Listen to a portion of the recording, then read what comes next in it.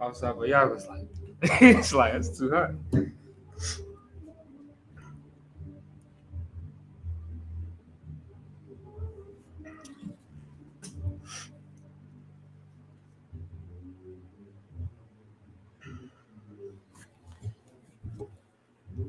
You need a water or anything? No, I'm too outside the water.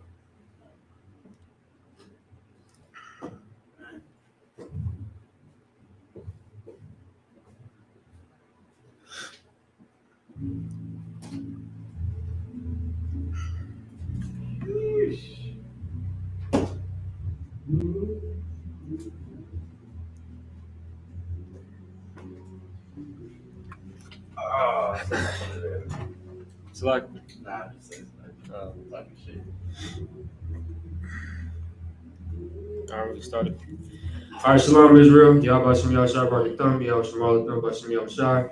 I'm Police Officer Parago down to Wednesday Law class out of the ISUPK in Arizona. All right, pretty much today what we're gonna get into how to raise your child to be a good husband if you have a boy, and how to raise your child to be a good wife if you have a daughter. Right? That's something that we don't really talk about much, right? In Israel because we feel like you know.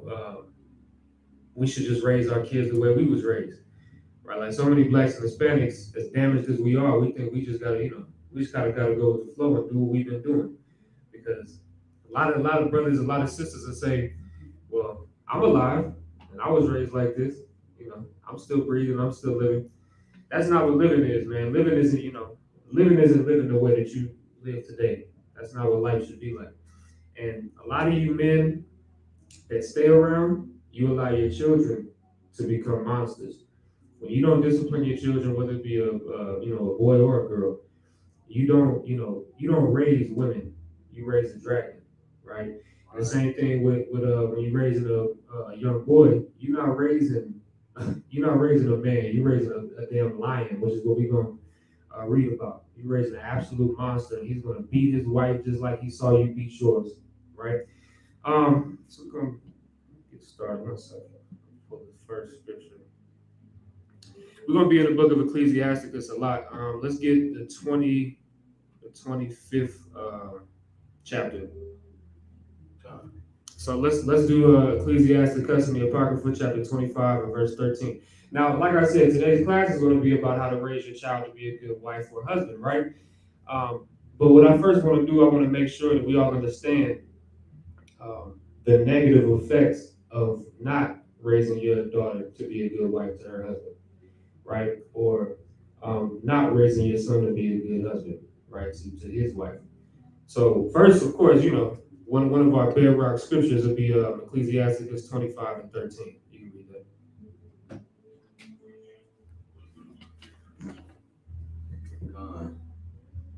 Book of Ecclesiasticus, chapter 25, verse 13.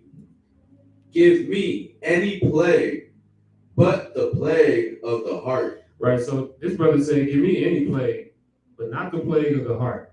That's the way he said, give me any plague. And a plague is a disease, it's a sickness, right? He said, give me any plague, just don't give me the plague of the heart. What's that plague of the heart? When somebody say, a woman is playing with your heart, what's she doing? She's using you, abusing you mentally. You know what I'm saying? And that's if anybody ever experienced, heartbreak, you know what I'm saying? That's what this is talking about, right? Yeah, you can get the plague of the heart that gotta come from a relationship. You can get it because your father died, or your mother died, or your brother died, or somebody you care about died. So he's saying, give me any plague other than the plague of the heart, right? Keep going. Gone. And any wickedness, but the wickedness of a woman. Right, but give me any wickedness. And there's a lot of wickedness in this world, right? He said, give me any wickedness, but not the wickedness of a woman. Why is he saying that? Because the wickedness of a woman is to the utmost extreme, especially when it's your wife, right? When it's your wife at home and she acting a certain way, and being a dragon in the household, and you gotta live with it, you gotta deal with it. Listen, man, that's hell. That's hell on earth. And I've seen so many brothers, they would rather die than to live with their wife that they chose. They would rather die than to live with them, right? And so that's why he said, give me any wickedness but the wickedness of a woman. Drop down to 16. Verse 16.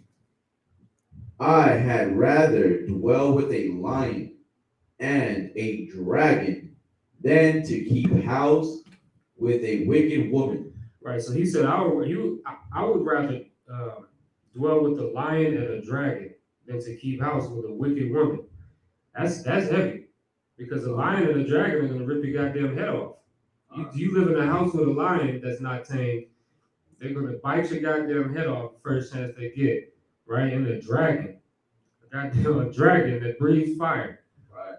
He'd rather live with one of those than to live with a wicked woman, right? Than to keep house with a wicked woman. And a lot of brothers I've heard say things like that. Brothers in the world, they got these wicked wives, man. I've heard them say things like that. I'd rather die. I'd rather die than to live to deal with this woman another day, right? And I mean, I can see why, because it's in the Bible. But Right. Not only that, but I see brothers like drag their feet, when it's time to go home. Like, brothers that like, out, with either with the boys or out at, even at slavery, and they just don't want to go home because they know what's waiting for them. It's like, God damn, Right. like you would think these men want to go home, right? You would think it's like it's slavery. Who wants to stay at slave, in their own slavery? But yeah, they know what's waiting for them at home. So it's like, they'll rather, spend that extra hours, either working or just, talking with the guys at work. Who wants to talk about work? right, You want to go home and, with that, you want to go with your rib. You want to lay down with your rib and, get rest. right, yeah, and that's crazy because that's real. I done seen so many brothers pick up extra hours at work just so didn't have to go home to their wife, because they know they might normally work, from 7 to 3 p.m., right? But they know if they come home at 3 p.m., the first thing that they're gonna come home to is their wife complaining about something, yelling at them, nagging them, whatever the case, right? So they'll take an extra shift, a whole extra shift, just so they don't have to come home to their woman yelling at them. You get what I'm saying? But that's because they live with a goddamn dragon, man. They live with a dragon, and the worst part about it is a dragon is just a dragon or a lion. I mean a dragon or a lion. They're beasts of prey, meaning they're gonna kill you, right? And that's in their nature. But the wickedness of a woman far supersedes that. And that's what a lot of brothers and sisters is raising. They raising dragons and lions for daughters. Right. You know what I'm saying? A lot of you brothers, when you decide to leave the house and let your daughter, let your wife raise your daughter, she's gonna raise that daughter not only to hate you, but to hate all men. Right. Because she's gonna hate all men, and of course, because you left, right? Because according to your rib, you wasn't shit. Now she's gonna teach that to your daughter, and she's gonna teach your daughter that all men ain't shit. That's what she's gonna do. And then what's gonna happen? Your daughter's gonna grow up and hate men. She's gonna hate every guy that she comes across. She's gonna have sex with all of them, but she's never gonna want to keep them. She's gonna listen to WAP and shake her behind, but she's never gonna get a man to keep him. She's just gonna get a man to use him because men ain't shit. But that's because that's the type of daughter that you've raised. And when that woman ends up getting a husband or whatever you want to call it, long-term boyfriend, whatever you want to call it, she's going to mistreat him, and she's going to be a liar in that house, because she's going to think that she has to be better than you because men ain't shit. You know what I'm saying? According to her mom. So that's the type of daughters that we're raising. But we got to stop doing that. We got to stop doing that because it's causing a division in the community. And so, like, and if I could, and eventually that woman is gonna get that man that she's been avoiding because of what her mother chooses. Her mother left her father and then chose someone completely shitty. It's like it as hell, and didn't. It isn't like she gonna jump from man to man, and not choose, to to stick with the father of that child. Right. And that woman's gonna be doing the same thing, and she's gonna think it's she's gonna call it self-love. Right. You Yeah. know, she's gonna call it self-love. Yep. It's a lie. No, and you know what's crazy about that is that's what America teaches you. America teaches our daughters to so-called love themselves, but America's way for women to love themselves is to hate men.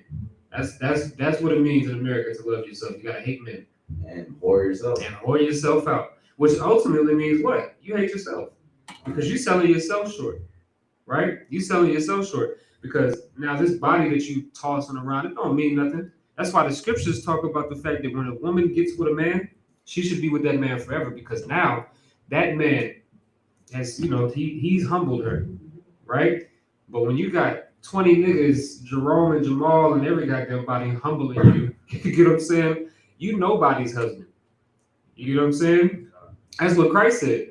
Christ said, surely thou hast said that thou hast no husband. Thou hast had 5 husbands, right? Because all you do is hold your goddamn self around. Now, if you take that into the day, you think anybody gonna respect a woman like that? You know that you can get it from her because she gave it to that nigga and that nigga and that nigga over there, right? But those are the types of daughters that we're raising, and we got to stop that because what we're doing is we're devaluing the black community. And man, I'm telling you, it's such a sad thing to see because that's why people look at us the way they look at us, right? Like America looks at black people the way that they look at black people because of the things that we do. You know what I'm saying? But let's keep reading. Not only that, but they also treat us how they want to treat us because of what we do, right? Or how we carry ourselves, right? And that goes right into to what you were saying about how our women act because our women devalue themselves, and then we gonna look at them like, well, you don't care about how you treat yourself, so why should I treat you any better? And so that's how America looks at us. Look at how they always bring up black on black crime. You know what I'm saying? Right. What about black on black crime? You can't be mad at a white guy for killing you guys because you guys kill each other. That's how they look at us. You get what I'm saying? The same way that some of these brothers is looking at some of these sisters. You gonna say something? All right. Let's keep going. Let's get let's read 16 again and then keep reading on from there. Verse 6, book of Ecclesiasticus, chapter 25, verse 16. I had rather dwell with a lion and a dragon than to keep house with a wicked woman. The wickedness of a woman changes her face, and darkness her countenance like a sackcloth. Mm-hmm. This is a heavy scripture. It said the wickedness of a woman changeth her face, and darkeneth her countenance like sackcloth. Keep going. Her husband shall sit among his neighbors, mm-hmm. and when he heareth, it shall sigh bitterly. Right. So he said, it's like the scripture is saying, her husband shall sit among his neighbors, and when he heareth it, shall sigh bitterly. Right. What is it that he's hearing? The normal thing, this woman that gone off again doing something she wasn't supposed to be doing. And he gonna sit among his neighbors, his brothers, and he gonna hear about something crazy that his wife did. And what's the scripture say he gonna do? He gonna sigh bitterly. Here we go again, right? Right. You're gonna hear his name. Right. You're gonna hear his name, and it's gonna be like, when he hears about his name, it's nothing ever good. Right. And what comes after his name? His rib. Right. When he hears about his rib, it's like it's never anything good. Right. You can take it a step further. When he hears it, that could also mean when he hears goddamn woman coming outside to complain to him about something. You know what I'm saying? Right? Because he's just trying to kick it with his fellas, right? And he hear it and he just starts to sigh. And that's a lot of brothers. Now you can take that, like that's why I say Ecclesiasticus is like my favorite book in the Bible. Because you can take that and you can see that. You've seen that. We've all seen it. If you black and Hispanic, you've seen that. You've seen some brother hear some story about his rib. Oh, your woman was doing this, and that. Brother be like, oh God, just because you know what a wicked woman does to a man, She drains the soul out of him, man. She drains his whole soul, his whole will to fight. He gives up on life, goddamn near. You get what I'm saying? Because of this wicked woman. It's a terrible thing, but these are the people that we're raising. Because what you think their daughter's going to turn out to be? You think their daughter's going to turn out to be some stand-up woman who's going to, who's going to treat her husband well? She's going to see my mama treated my daddy like garbage. I'm going to treat every man in my life like garbage because that's what it seems like I'm supposed to do. That's what it seems like, right? Because if these people are who I'm supposed to model myself after, you grow up, you model yourself after your mother and your father. Who else you got? Who else are you? Who else can you look up to? So you model yourself after them. You're gonna see your mother, absolutely mistreating your father your whole life. You're gonna be like that. And if you're a man, it's gonna do one of two things to you. You're either gonna let every woman treat you like that, or you're gonna beat women because you saw your mother, berating your father. You know what I'm saying? That's the one. Those are the one of two outcomes. It's like those are the two outcomes where one of two of those things are gonna happen. One or two of those. He's gonna be a child. He's gonna be a wife beater, right? And he's gonna be caught up in all sorts of domestic violence charges, or he's just gonna let women beat him up. That's what those types of families and households produce, right? So that's why this class is about, raising your child to be a good husband and wife. And with that starts with you, right? Keep going. Her husband, Slahi, all wickedness is but little to the wickedness of a woman. That's a heavy, heavy scripture. Now, this is the thing. A lot of people think that we just go in on women, like we just hate women in the UPK. No, we love women more than anything in the UPK. And we want our women to act right. Because, like I just said, not only are women, of course, they're a big part of our nation because we need them to keep growing, right? We need to keep having babies. But not only that, our women are role models to our daughters. They're going to look up at their mother. So we don't say these things to bash women. This ain't a bashing scripture, even though it sounds like it. Goddamn. all wickedness is but little to the wickedness of a woman. Like that's lying. In today's time, you can't even talk about bad about a woman. Right. You can't say nothing. I seen videos of or those broadcasts where they gather women together and this all types of women, and then they just like they talk about what the issues between a man and a woman, the roles of a man and a woman. And for a woman, it's like, she pure. She can never do wrong. Right. And if she does do wrong, she has an excuse for it. There's always an excuse or a reason why she does the things she does. Right. So like. No, damn right. That's real. And that's what I like to call a double standard. They try to say that men are misogynists and that we, have double standards towards women, but really they got double standards towards us.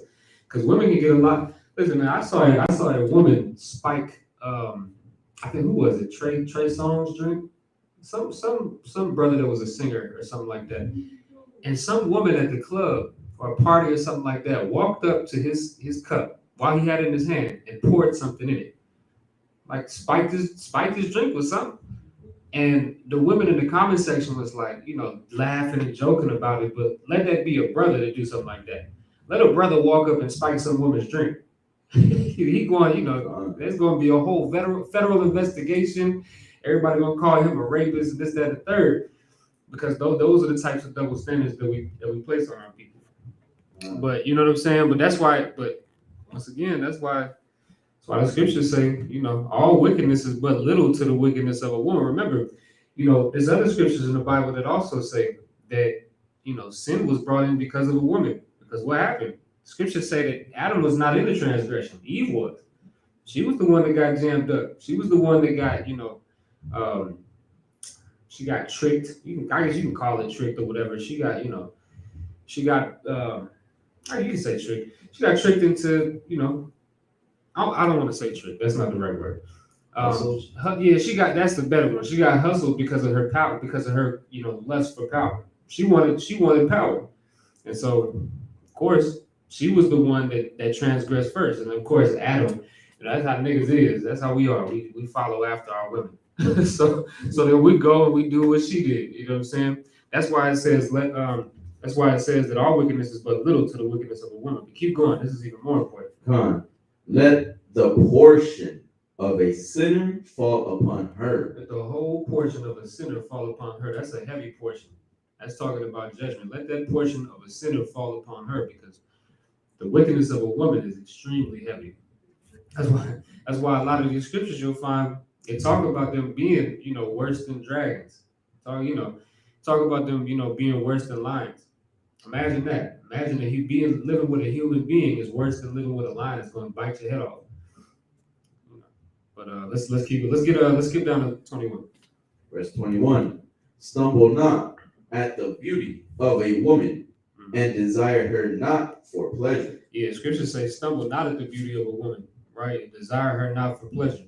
Don't stumble at the beauty of a woman, man. Some of these pretty sisters, there be a lot of pretty sisters out here that be on IG selling their box for cash, man. Selling their box for money. I was talking to this one brother. This brother was telling me how, it's crazy how nowadays every woman, like literally almost, I don't want to say everyone, but literally from what he was telling me, he was like almost every woman nowadays is making money off of that OnlyFans account. God. Like that's their only loot, that their only income, and they feel like that's the only way to to survive, or that's the only way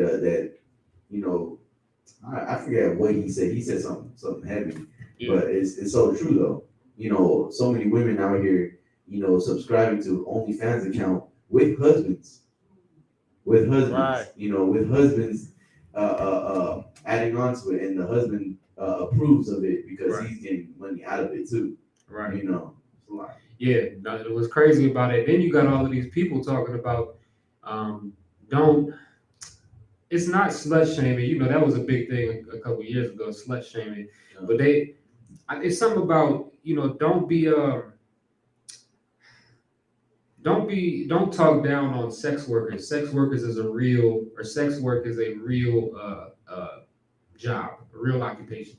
So with them posting the pictures and the videos on OnlyFans and all them other websites, people say, well, that's a real job. Don't be mad at them for doing that. So what they'll do is they'll say, I saw a few Twitter posts about this. They say if your wife is a sex worker or whatever you want to call it, and she has an OnlyFans, if you leave her because she does that, then you're a coward. That's what they say. They said it, and I'm like, so you telling me I gotta let my woman sell her vagina and her chest on OnlyFans for $12 a month, right? And to thousands of people, hundreds of people, whoever's buying it to look at it, masturbate to it, because that's what people do with those things. I gotta just sit back and be like, oh baby, you just doing your job. Right. That's what we've been taught, like as a people, we've been taught, especially for women, that the only valuable commodity that a woman has is her breast, her vagina, and her behind. And so that's what they think they need to do to make money, is to sell those things. Right. And not only that, but I see other, trying to degrade men, or I would say, right? Because what they would do is they will post a picture and they'll be like, and it's like a couple, right? It's a couple, and it's like, if your man's not like this, then I don't want you. It's like the woman's over here like half naked, and the man is over here trying to what's the word, trying to carry, basically carry her like a pedestal, like a trophy, right? And it's like, and then they try to say that men that men that don't allow you to do this, that are jealous, are toxic, and you shouldn't be with them. That's that toxic masculinity. Yeah, they say that they're toxic, and they don't love you. They basically they don't want you to be happy. So much words. Yeah, and that's of course that's an age-long thing where if a woman is not allowed to dress how they want, that's what it was at first. If you told that woman, hey, where you going dressed like that? You know what I'm saying? Them shorts so goddamn short, your cheeks is hanging out. You tell her, no, you can't go out like that. You can't be my woman and go out dressed like that.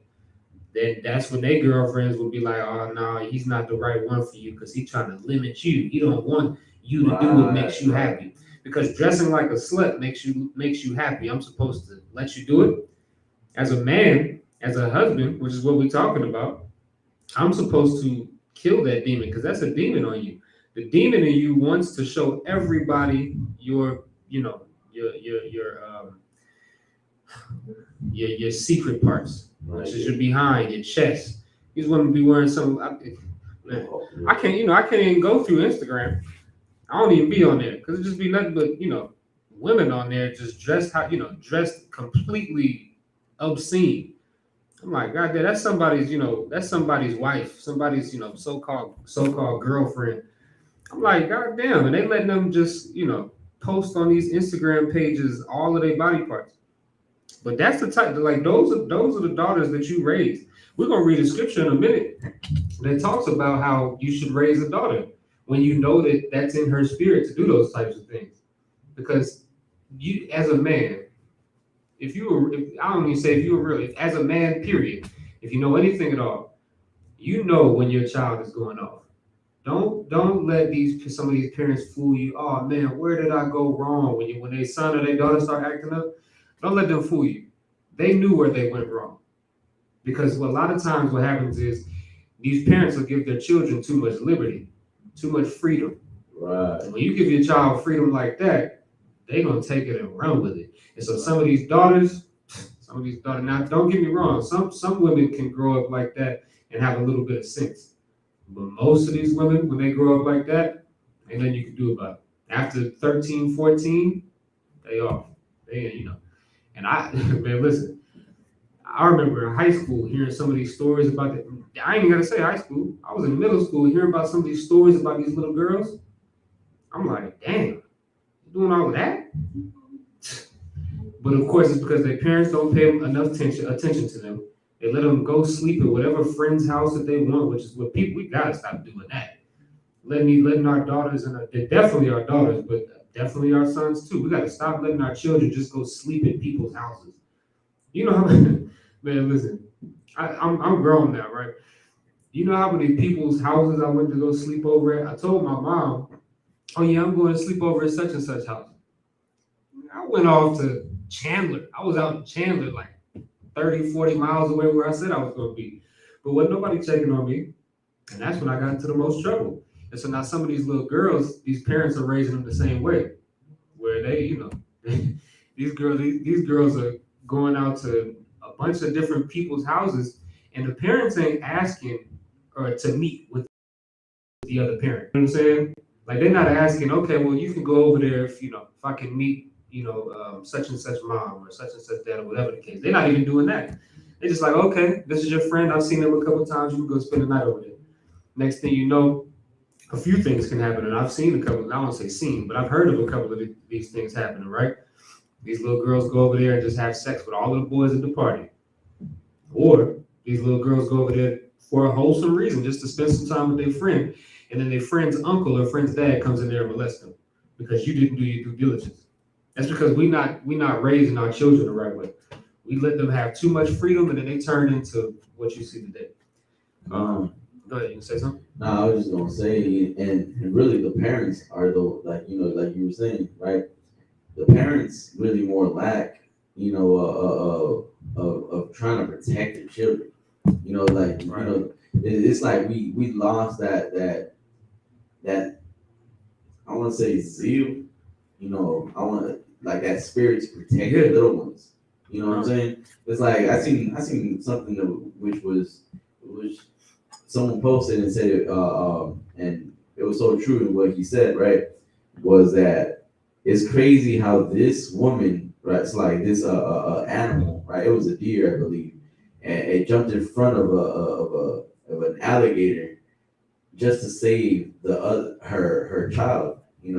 Just to save her child. Yeah. And it's like when it comes to danger, it's like or something wrong or some an issue that happens to your child. It's like you're quick to blame the child for what happened. Right. You know what I'm saying? Like yeah. for I see videos of daughter and mother going back and forth about what was done to the daughter, and the mother blaming the daughter for being, so fast, trying to jump into everybody's pants when the daughter was trying to, bring this to her mother to get some, some understanding or some sort of protection, some sort of guidance. But really, the only thing the mother can do is shame her. Right.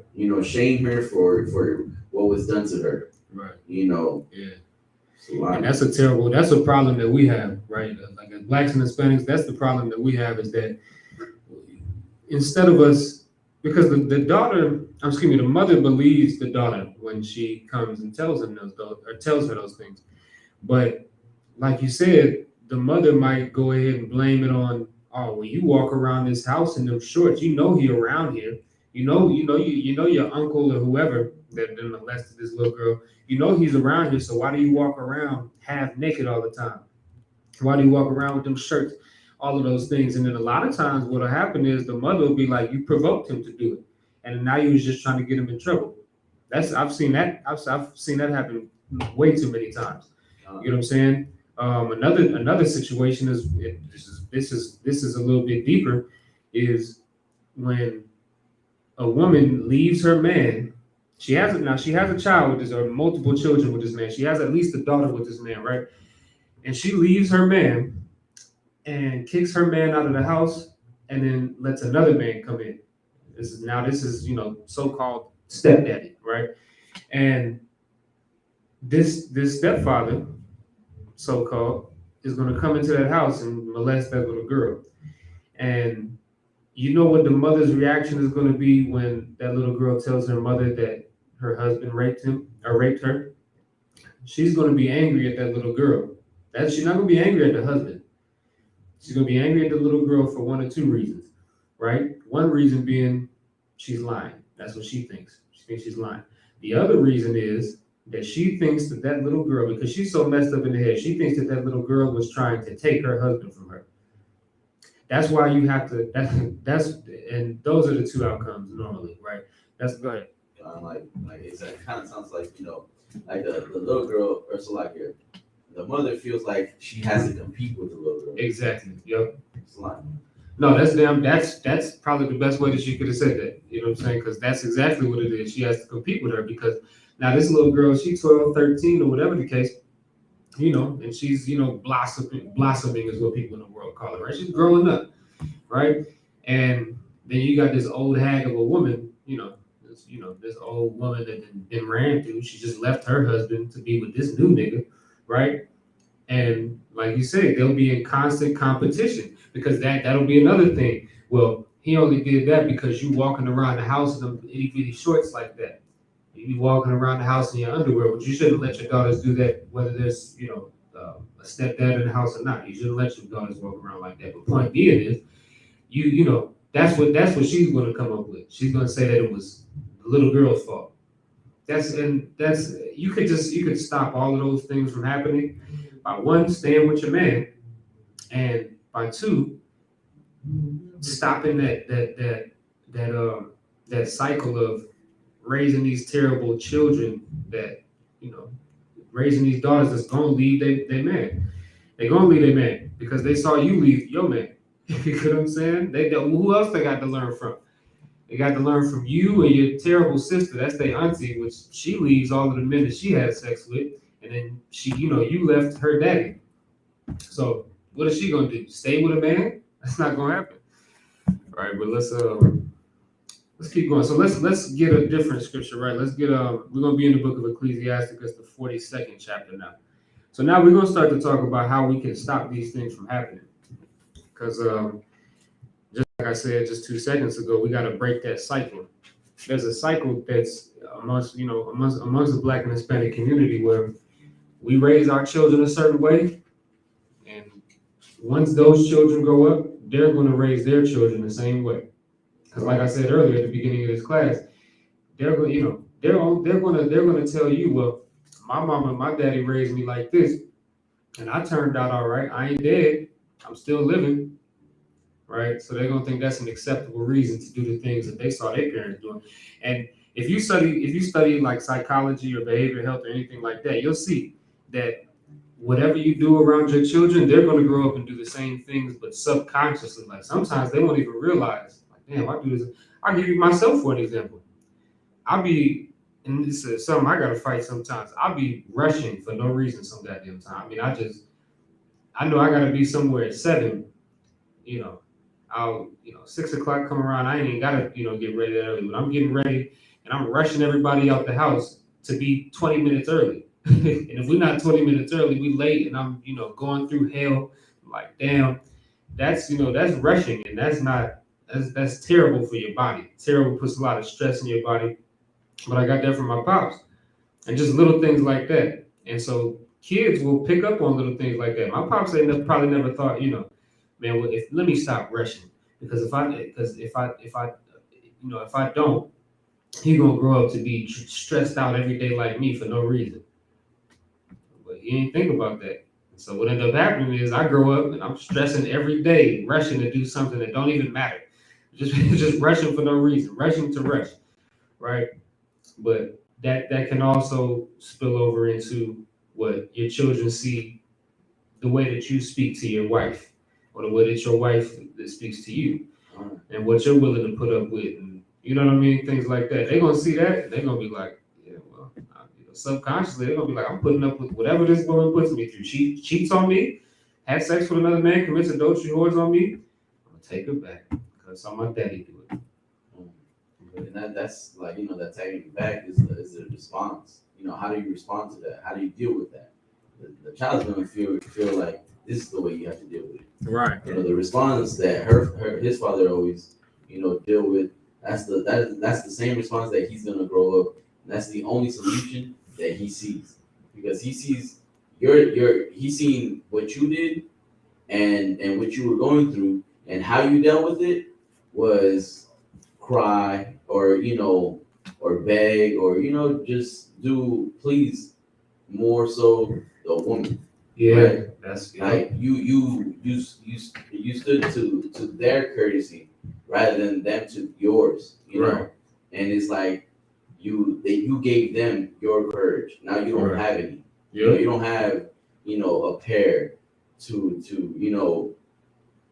basically to govern your house. Right. You don't have government over your house, and that's Right. how the child's gonna think. Like, you know what?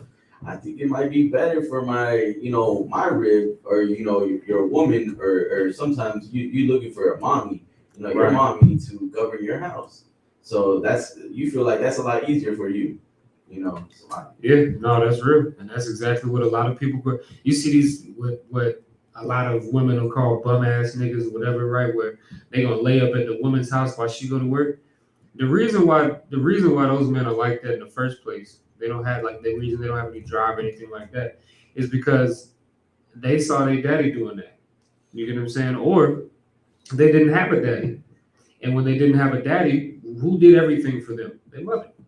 And so they just like they are today, their mother would wake up in the morning, fix them breakfast, the mother would go to work. The mother would get up and go to work, leave you at the house to play video games all goddamn day. And that was it. You fixed yourself some lunch, she came home, got off of work, she's making all of the money, doing everything, and she's gonna make you some dinner. And that's that's what you look for in a woman now, right? So that's the way that they're being raised. That's not a good husband. Not to say at all that the man has to be the breadwinner. A man can stay at home. Ain't no problem with that, right? Ain't no problem with a woman making money and a man, staying at the crib with the kids. Ain't nothing wrong with that. That's not the man I'm talking about. I'm not talking about that type of man. I'm talking about the type of man that's using this woman to play mommy for him. You get what I'm saying? That's the type of man I'm talking about. Right, but let's talk about how to help this. Right, let's talk about the solution. The Bible got the solution for everything. If you want a solution to bad wives, right, and terrible so-called girlfriends or whatever you want to call it, right? If you want the solution, remember the Bible talks. And we just read a couple of scriptures about how the Bible talks about bad women. talks about how they're worse than living with a lion and all of that, right? But the Bible also has the solution. So now let's get the solution. Ecclesiasticus, the 42nd chapter, the 9th verse. Ecclesiasticus chapter 42, verse 9. The father walketh for the daughter. The father waketh. So like the father waketh for the daughter when no man knoweth, and the care for her taketh away sleep. Right. So it says the father waketh for the daughter when no man knoweth, and the care for her taketh away sleep. What is this talking about? This is talking about that the man, the father, he's going to tend to his daughter when nobody else knows that he's tending to his daughter. He's going to put in work for this little girl to build her up, right? And when is he going to do this? Keep going.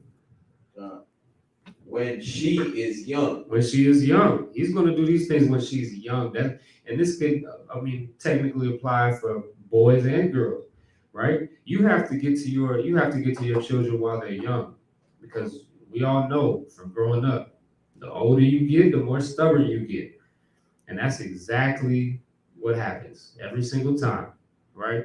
If your parents, baby you and coddle you when you're young, and then want to get strict on you when you're 13, 14 years old, you're not going to listen to your father. You're not going to listen to your mother. Go ahead. There's another thing, I forget what they call it, right? Mm-hmm. It's like, what happens is that the child, if you baby talk them, like if you talk to them too much like a baby, right? The child is that's all they're gonna talk. I forget what it's called, but it's like anyways, the child that's when you teach the child to say, that's how the child is gonna respond. Yeah. So he's gonna sound like like a child even growing up, even when he's like 8. He shouldn't sound like when he was 2 years old. Right. It's like I don't know if you understand what I'm saying. Like it's a I forget what it's called, but I remember hearing about this. But there's some kids that when you if you don't speak to them the right way, right? If you don't tell them if you don't break that only if I knew the word, but talking about like a habit. It's like a habit, but I forget what it's called. Yeah, that's like, because like I don't talk to my kids in a baby voice, the Gucci Gucci Goo type of thing, because that's true. Because what'll happen is they'll start to think that that's the way people should talk. Right, like for instance, like just an example, right? It's like I didn't do this, but no, you swear. But anyways, it's like instead of saying water, instead of talking to the child like kind of like an adult, right? You gonna tell them like Wawa, like right, Wawa, or you want your BB, or and that's the only that's how he's gonna talk, right? Whether it be a girl or a boy, No, damn right. And that's real, because that's a scientific study that when parents talk to their children in that baby voice, they take longer to develop language, meaning it takes them longer to be able to actually speak English or whatever language they're coming up in. You know what I mean? And so that just also goes to show you that what you do while them children are young is important, because I done seen it myself. Where they done babied you for your entire life, and then when you start to act out, because here's what they do, right? They look at like a little girl or a little boy throwing a tantrum. It's like, oh, it's so cute. Straight like that. Most of these kids, they look, or like my daughter be doing this thing where she'll cross her arms and like kind of scrunch her face. And some people like, and I ain't gonna lie, it's like, in the world, I used to think stuff like that was cute. Cute little baby throwing a little fit, haha. But in our reality, if I don't stop that now, that's going to turn into something terrible when she's 12 or 13. You get what I'm saying? So now what I do, I don't let her do that. I tell her, uncross your arms, fix your face. You don't get to throw fits. That's what I tell her. And that's going to help her in the long run, and really help me in the long run, because when she try to act out, all kids are going to do it. She try to act out around 12, 13 when their hormones start kicking in and this, that, and third. I'm going to be able to put my foot down, and it's not going to be like, they're not going to look at me like, oh, this nigga trying to act brand new, like he can control me now. No, little girl, I've controlled you your entire life. You get what I'm saying? And that's what the Bible says to do. You got to get them while they're young. And if you don't, it's going to be extremely hard to put a little boy or a little girl in place, right? When they get to be a certain age. So, and that's what this is talking about. You got to take care of that little girl, when she is young. Keep going. Lest she pass away lest she pass away the flower of her age, and being married, lest she should be hated. Be what? Be hated. Listen, man. You have to teach this young girl how to be a woman. You have to teach her how to be a wife. That's something so many fathers and mothers are not willing to do. Teaching your daughter how to be a wife. And that sounds weird to so many people, but you have to teach her how to act. Because in our reality, as men, our job is to raise that woman up, or raise that girl up well enough to be able to, to get a husband. For a man to look upon her and say, "Oh, that's an excellent woman. I want to start a family with her." That's what you're raising children for. You're raising your son to be an excellent brother that knows how to pick a good sister to wife, right? That's what you're raising your children for. Of course, ultimately they'll be successful if you raise them correctly in the first place, but that's what you're raising them for. You're raising your daughter to give her the hell away to some other man. That's why in the scriptures, that's why even today, I'm just saying we get it from the scriptures. A man charges a dowry for his daughter.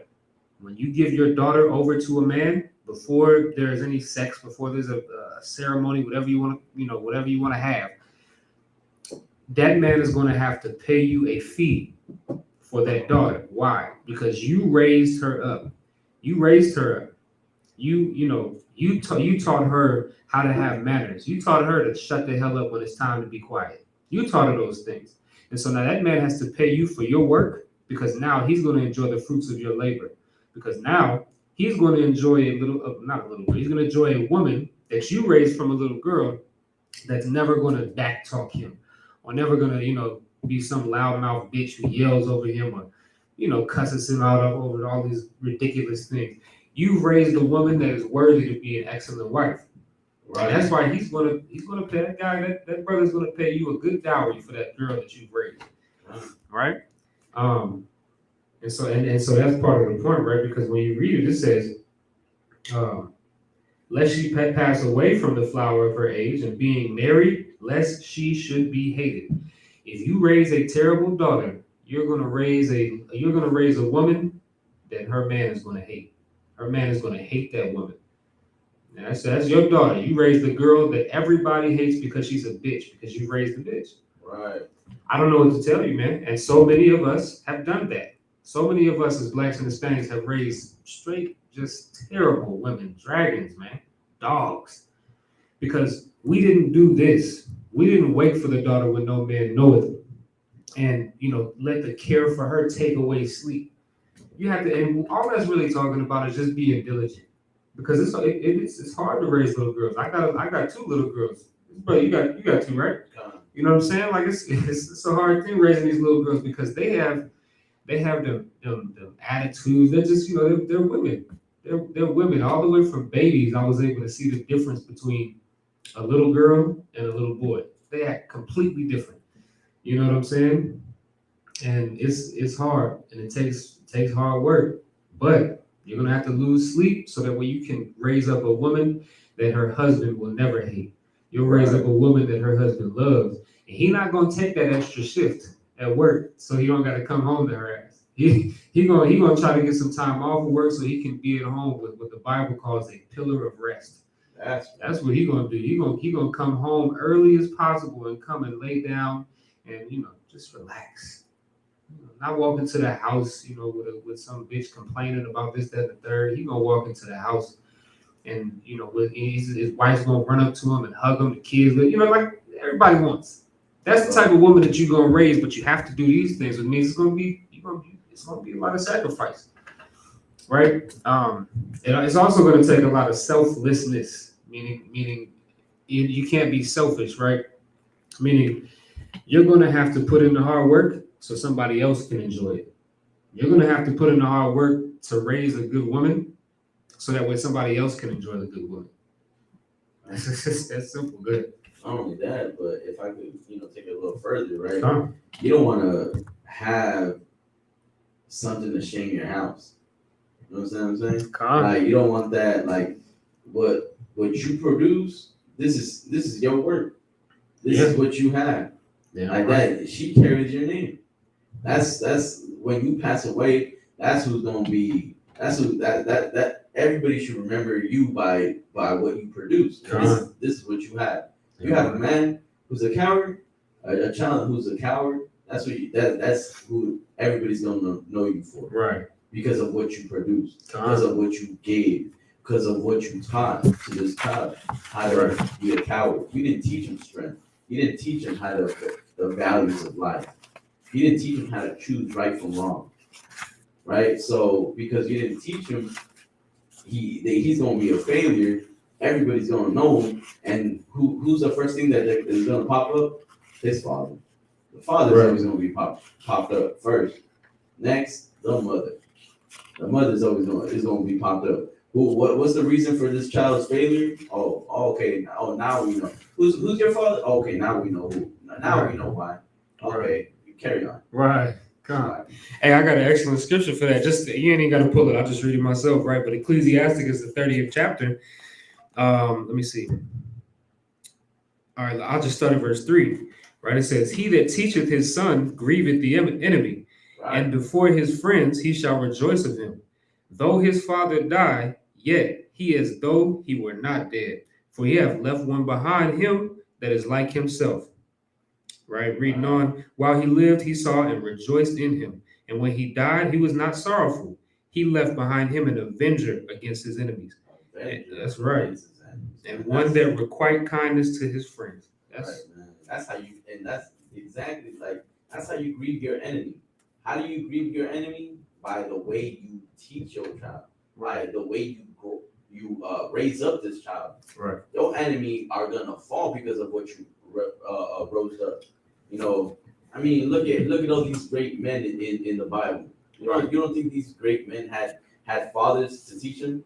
How do you think Jacob became great? Because of Abraham. It's like Isaac. How did Isaac become great? Because of Abraham. Right. How did all these men become great? Because of their fathers and what they left what they passed down. Down before them. Right. So after them, it's like it. That's what really makes a man great, and that's how you grieve your enemy by teaching your child how to be better than you. Right.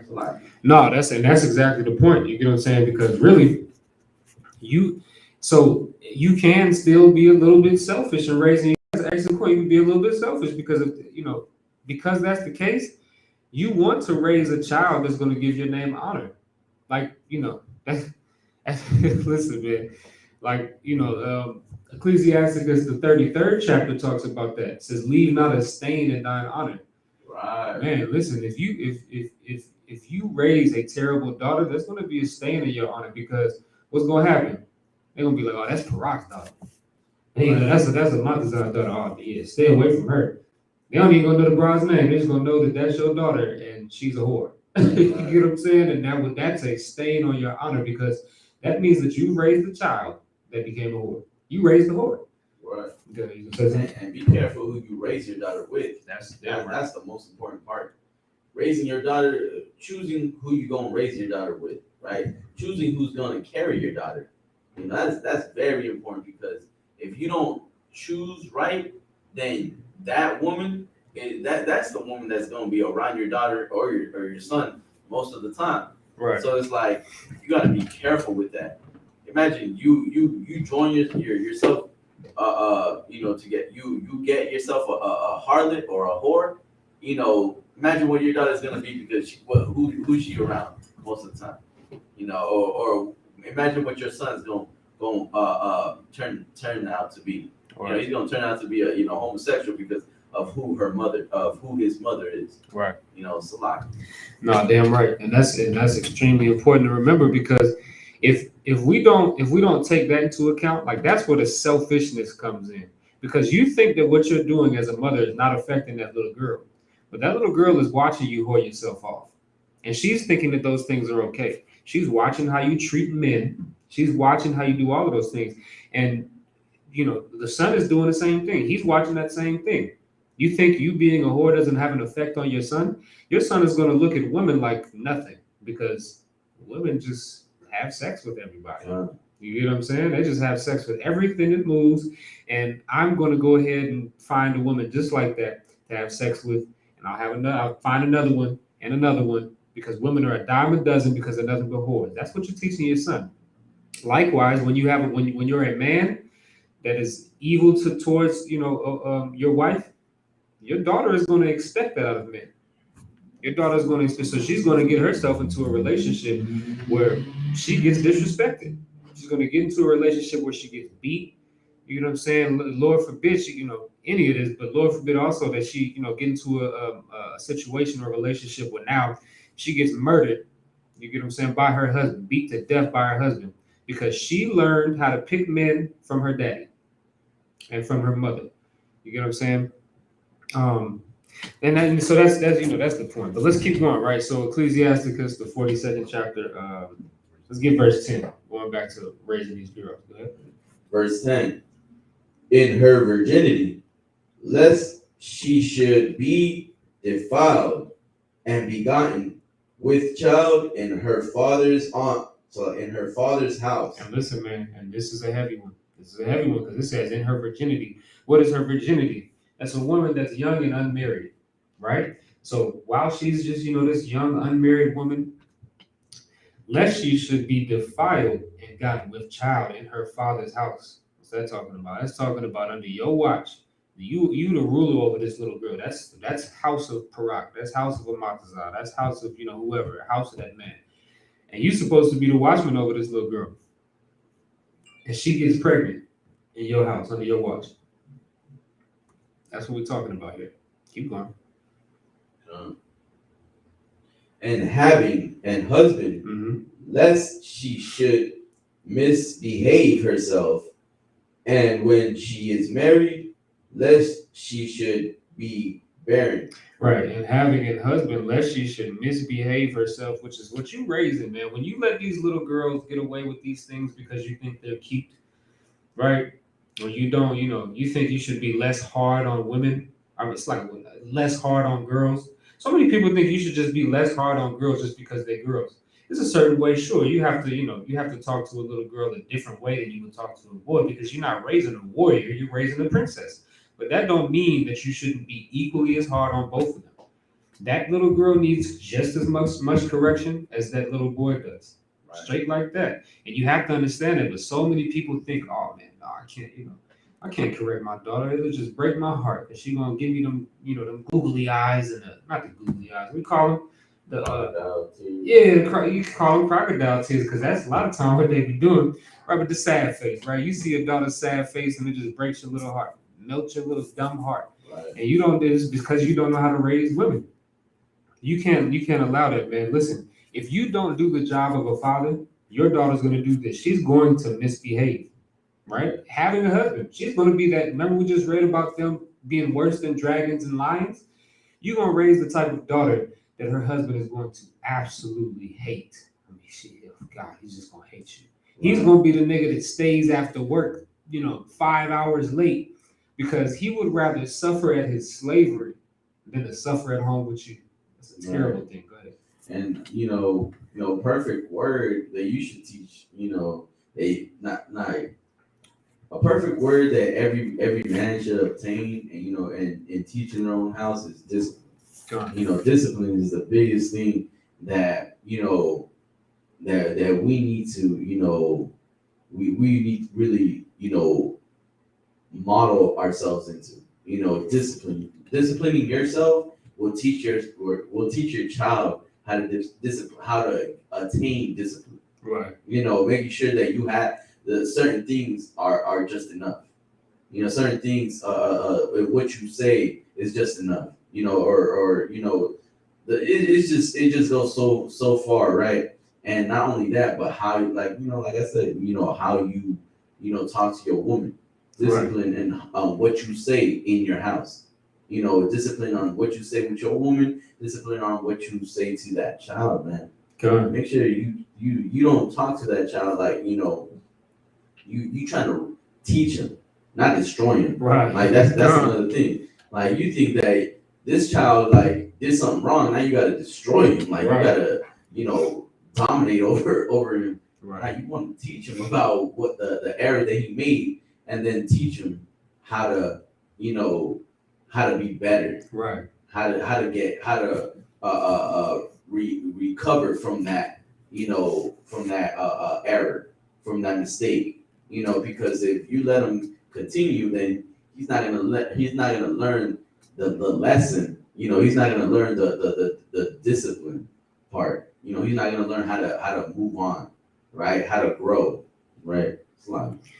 God, that's absolutely right. And that's the thing, that discipline gotta go for the little girls and the little boys. You know what I'm saying? Because discipline isn't something that just a little boy should have. Men definitely gotta have discipline. And we in Israel, we're so undisciplined. So we gotta definitely teach that. But our women gotta have discipline too, right? Because why you think some of these women, when as soon as they, get upset at you, they take anything that they can find, whatever's in reaching distance, she's gonna pick it up and throw it. Just start throwing stuff. Right. Is that wise to do? Hell no, that's not wise. And anybody that's thinking clearly would tell you, no, that's not wise. And most of the time after they do something crazy like that, they're gonna apologize and say, I know I was stupid for that, I know. Right? But that's because they don't have any discipline. And so they gotta learn that too. Right. We gotta teach them these things because what the scripture just said, she's gonna misbehave herself. She's going to misbehave herself because you didn't take the extra time to be with that little girl. The fathers, man, and this is talking about fathers. This ain't talking about mothers. That's the heavy part. This says the father waiteth for the daughter when no man knoweth.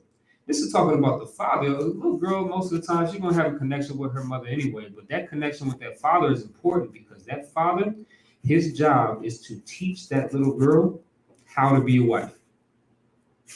Like I said, most people, it sound crazy, but that's the truth. We're teaching these little girls how to be a wife, right? How to perform their duties as a wife, how to behave. Because when we teaching a boy, we're teaching a boy how to lead. That's what we do. When we teach our young sons, we're teaching them how to lead, how to be, leaders. But when we teach these little girls, we're teaching them how to be followers, meaning follow directions from the person that is over you, the person that is in charge of you. A woman always has to have somebody that's in charge of her. You want to tell me how I know? Because anytime I've ever seen a woman that didn't have a head or somebody that was in charge of her, she went off and did something stupid. You know what I'm saying? Right. And that's the difference between raising the two. You know what I'm saying? But they both need just as much correction. Both of them. They're both going to make mistakes. Little boys are going to make mistakes. Little girls are going to make mistakes. But you can't treat them different in the sense of, I'll let her slide with this one because she's just a little girl. She's just silly. No, don't do that. Don't let her be silly. You get what I'm saying? Good. And it's like I don't even go through. No, you saw it. But and the thing is that the mother and the father have to both be in one accord on the whole discipline part, because one of them, like you ever, this is something that, growing up I've heard, ask your father. And then it's like, oh, ask your mother. It's like, right. And sometimes it's like, they both say one thing. Well, then, whoever has the word, like sometimes it's either the mother or the father. Like, who do you give? Like, who has the final word? Right. Like that's really what I'm trying to get to. Who has the final word? Who's the follower? Like you said, who's the follower and who's the leader? The mother has to play her role just as well as the father needs to play her role, his role. Okay. And the child will see that. Right. Will see the both roles instead of being confused. Right. Right. That's an excellent point. That's heavy, because that's another thing too. A lot of these children, they're raised in these households where there's no what people call, what idiots call gender roles, right? And all gender roles is America defined this. It's not real. There's no such thing as so-called gender roles, right? But what gender roles is, as defined by America, is that women should cook and clean, and men should go out and build houses and be strong and this that, and the third. And America says, well, gender roles are wrong. Women shouldn't. They don't always have to be soft and pleasant and sweet, and men don't always have to be hardcore and gritty and aggressive. That's a goddamn lie, man. Now, when I say that's a lie, do all men need to be, as aggressive as we are in here? No, you ain't gotta be. You could just be a regular Joe Schmo. That's fine. Do all women have to be, just the softest speaking? No, that's not what I'm saying. But what I am saying is there's a difference between masculinity, which is male energy, so-called, and femininity, which is so-called female energy. Women have to be women, and men have to be men. And feminine energy, which is female energy, that's being subservient. The scripture said that the woman was made to serve Adam. Right. That's it. So what are we talking about then? And Adam was made to lead. I mean, I don't know what to tell you. It's not. I didn't make these things up. These things are in the Bible that was written thousands of years before I was even thought of. I'm just following suit. And Slavic, and that's just a blueprint. That's the recipe on how to, govern your house. Right. And if you really want to know why your house is destroyed or why why your family is destroyed, just look at your house. Just look at your house and choose better. Right. Right. Choose better. Choose the Most High's way. Don't choose your ways. Right. Choose the Most High. It's a lot. Damn right. And that would solve it. Then I wouldn't have to teach this class.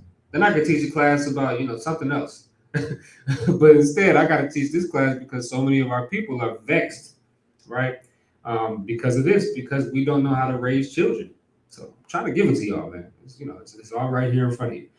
Let's get on verse 11. Verse 11. Keep a sure watch over a shameless daughter. This is important. Keep a sure watch. I mean, an extra close eye. Keep an extra close eye, right, over a shameless daughter. This woman, this daughter doesn't have any shame. What does that mean?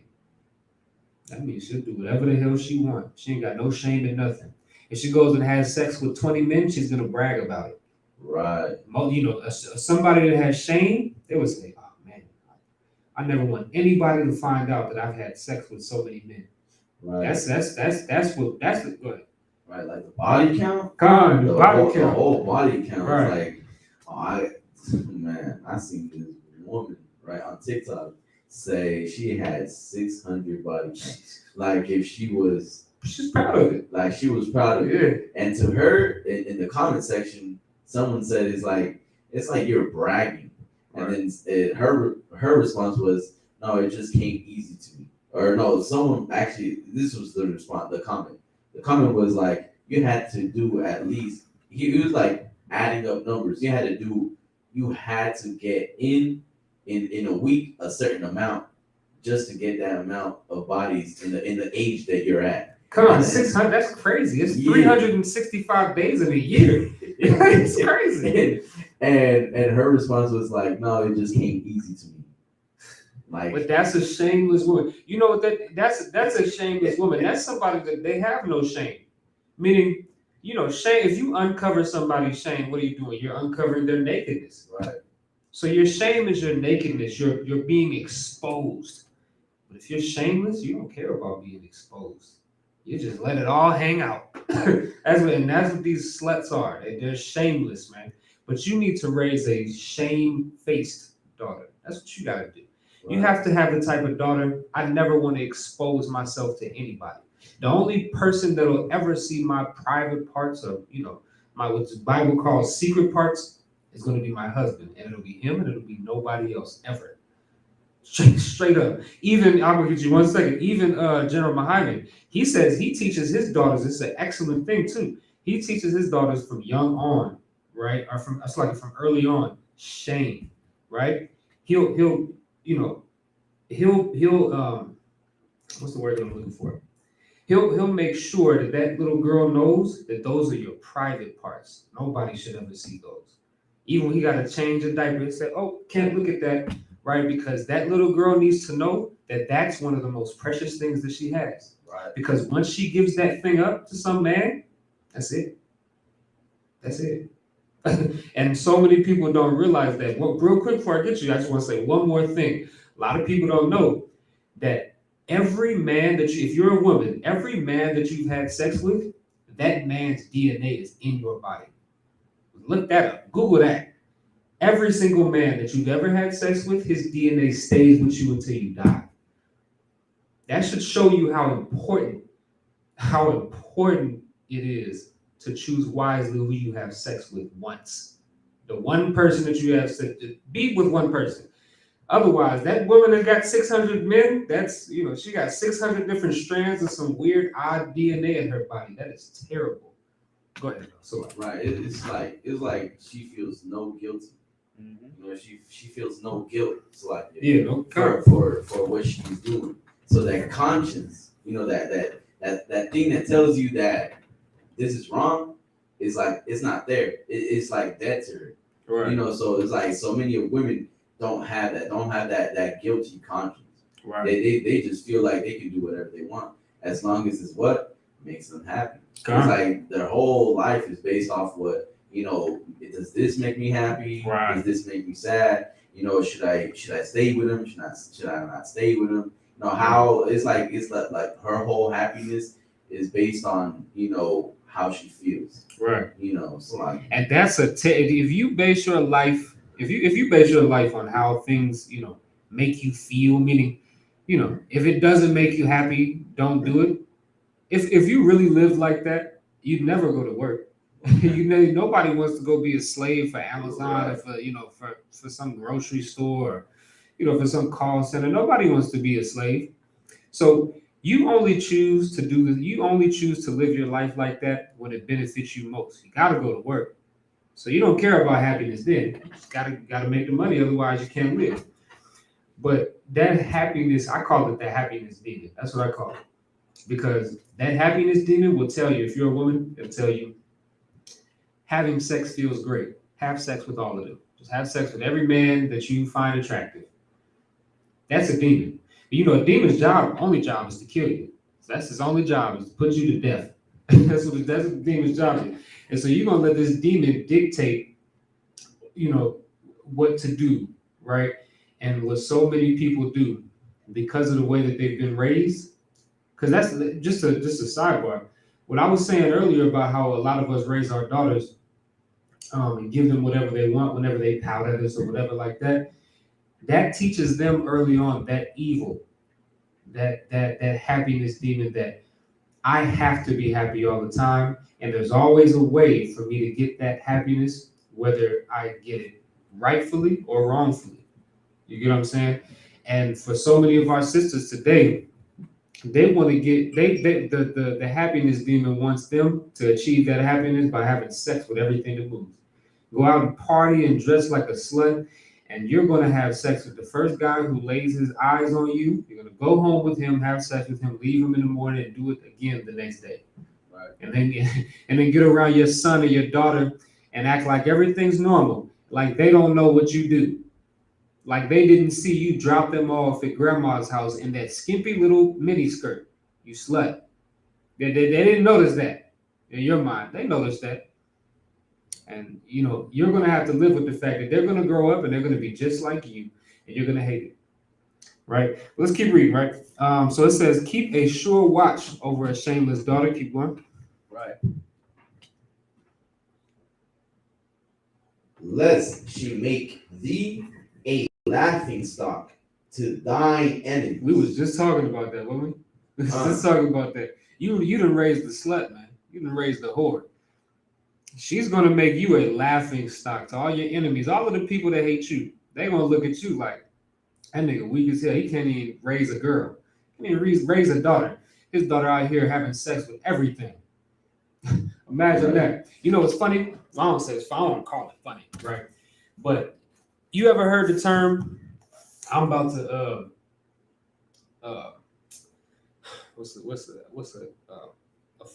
YouTube appropriate way to say this? I'll just put it. I'll make this not the saying that they say, but I don't think I can say it on YouTube. Um, they'll say something along the lines of, "I'm about to go have sex with somebody's daughter," right? They look at it like that because they really look at it like some nigga that raised an easy enough girl that I'm just about to go to the club and have sex with her. Straight up, you know what I'm saying? Somebody, some man that raised somebody so easy. He done raised her so poorly that she's such an easy target. I'm just gonna go have sex with her tonight. That's gonna be you if you don't do what this is telling you to do. We trying to help you out. Go ahead.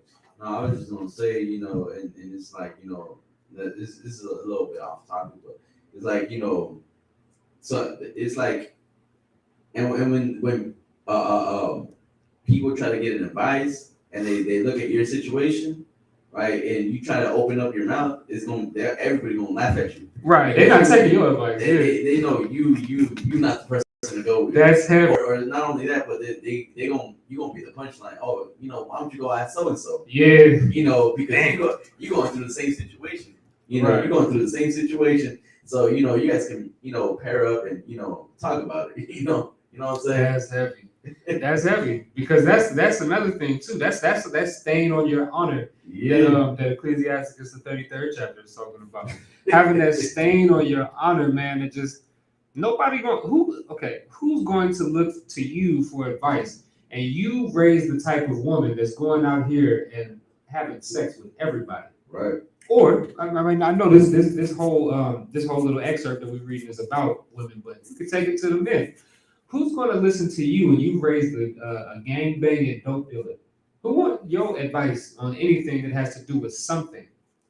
Like, who wants your advice? Because if your advice was any good, your son would have took your advice. You know what I'm saying? Your son would have took your advice, and he wouldn't be in jail every week. You know what I'm saying? But that's heavy. That's heavy that you brought that up, right? Lest she make thee a laughing stock to thine enemies. Look at you like that. Keep going. Right. Sloppy.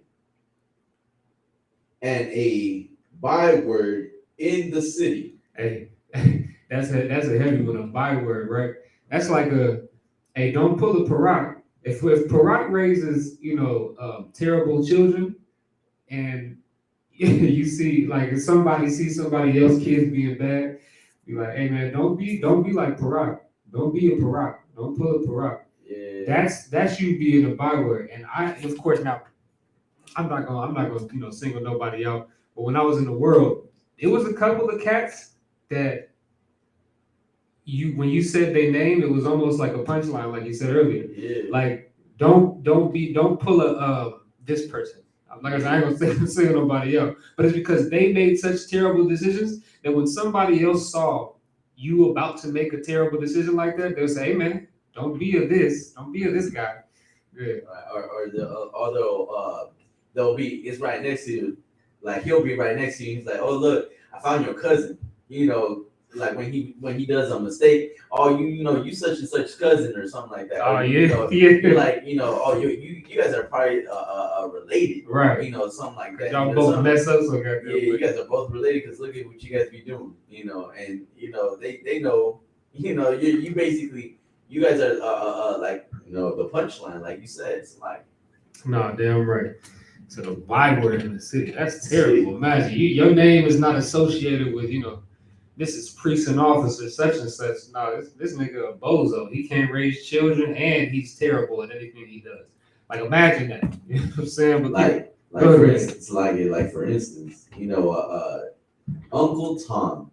Con. That's a heavy one too. Uncle Tom, like imagine that. Centuries been going by. We calling niggas today Coons and Uncle Tom.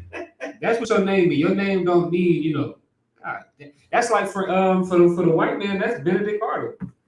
Benedict Arnold is the biggest traitor in American history, so called, right? But if you do something that's like you're like a turncoat, that's another term that comes from the Revolutionary War. But you stab somebody in the back or become a traitor, right? Right. They call you a Benedict Arnold because that's what that person's name is associated with now. So that's an excellent point. Yeah, so it's right. Like it's little situations like that. It's like even some years to this year now you're gonna be like, that byword. That's hell, man. That is hell. Oh man. All right, let's keep going. Middle of 11. Time and a reproach among the people, and make thee ashamed before the multitude. Give me Ecclesiasticus the 26th chapter now. Right, so now we just read it. That little girl that you decided you weren't going to take the extra time to raise properly, she's going to make you a laughing stock. And you're going to become a byword, and she's going to make you ashamed before the multitude. It's just because that little girl of yours doesn't have any shame, now you're going to bear all of the shame. Now you're going to be ashamed. That's what you've done. You think you a little bit of extra sleep, a little bit of extra time sitting back, kicking back, not teaching this young girl is worth it. It's not worth it, brother, because what's going to happen is she's going to grow up and she's going to make you look like a goddamn fool in front of everybody. Can you imagine how some of these broads, on TV be their dads be feeling? Imagine Paris Hilton's dad. Imagine her dad and all of the dumb things that she done did. Imagine being her father and being like, God damn, I done raised this little girl to be out of a goddamn slut and stupid. God damn, she's both of those things. That's crazy. Imagine being that father. Imagine being the father of some, it would cause you to have shame. Right. It's like not in that, but I was just remembering about the byword and people making TikToks about how you want to on a date and it's like the woman says oh yeah Dwayne's my father, and it's like it's like in the back of the guy's head it's like, oh, he might be that. Like, you know what I'm saying, right? Yeah, I ain't trying to say it like that so people I guess but it's like, wait, hold up, I made a mistake. Right. Hey, and that's real too. A lot of people also understand. Like a lot of people actually understand those things, but they don't actually utilize them. What I mean by that is like so many people know that your parents have a lot to do with how you're going to act. My father even taught me this growing up. My father always taught me growing up, if you really want to know a woman, look at her mother. Yeah. If you want to know a woman, look at her mother, how she acts and how she looks, because that girl, she's gonna look like her mother one day. So to some extent. And I remember like, damn, so every female that ever I got around, I'm like, I want to meet her mom. I want to see how her mom acts. But even then, a lot of people don't even take heed to that. Because I can't you get lost in the sauce. You know what I'm saying? So none of that logic goes out of your head, right? That's a big thing too. Like your infatuation with women is gonna get you killed, man. It's gonna get you killed, right? But let's keep going, right? So let's do Ecclesiasticus and the Apocrypha 26 and start at verse 10. Verse 10. So book of Ecclesiasticus, chapter 26, verse 10. If thy daughter be shameless. So now we're talking about that shameless daughter. Now, if your daughter is shameless, which is what we just was talking about, keep going. Keep her in straitly. Keep her in straitly. Keep her in that damn house under lock and key. Keep going. Lest she abuse herself. She do what? Abuse herself. Keep going. Through overmuch liberty. Overmuch liberty. You know what that is? That's too much freedom. That's what that's talking about. Right? Keep her in that goddamn house under lock and key. Don't let her go to her little friend's house. Because this little girl is shameless. She go to her friend's house. It's going to be some little boys there. I was going to say guys, but it's little goddamn kids that be doing these types of things. Right. There's going to be some boys there, man. And she's going to have sex with all of them. Y'all think, listen, man, I've seen it. Like I just told y'all earlier about the middle school. Middle school, these girls is getting ran down on. Don't think that your daughter can't be next. You have to watch that little girl, man. You have to train her up. And if you find and notice that little girl is shameless, then you need to keep her ass in the house. Don't let her go no goddamn way. Right. Because if you give her a little bit of freedom, she's going to abuse herself. That's what she's going to do. What does that mean? She's going to hurt herself.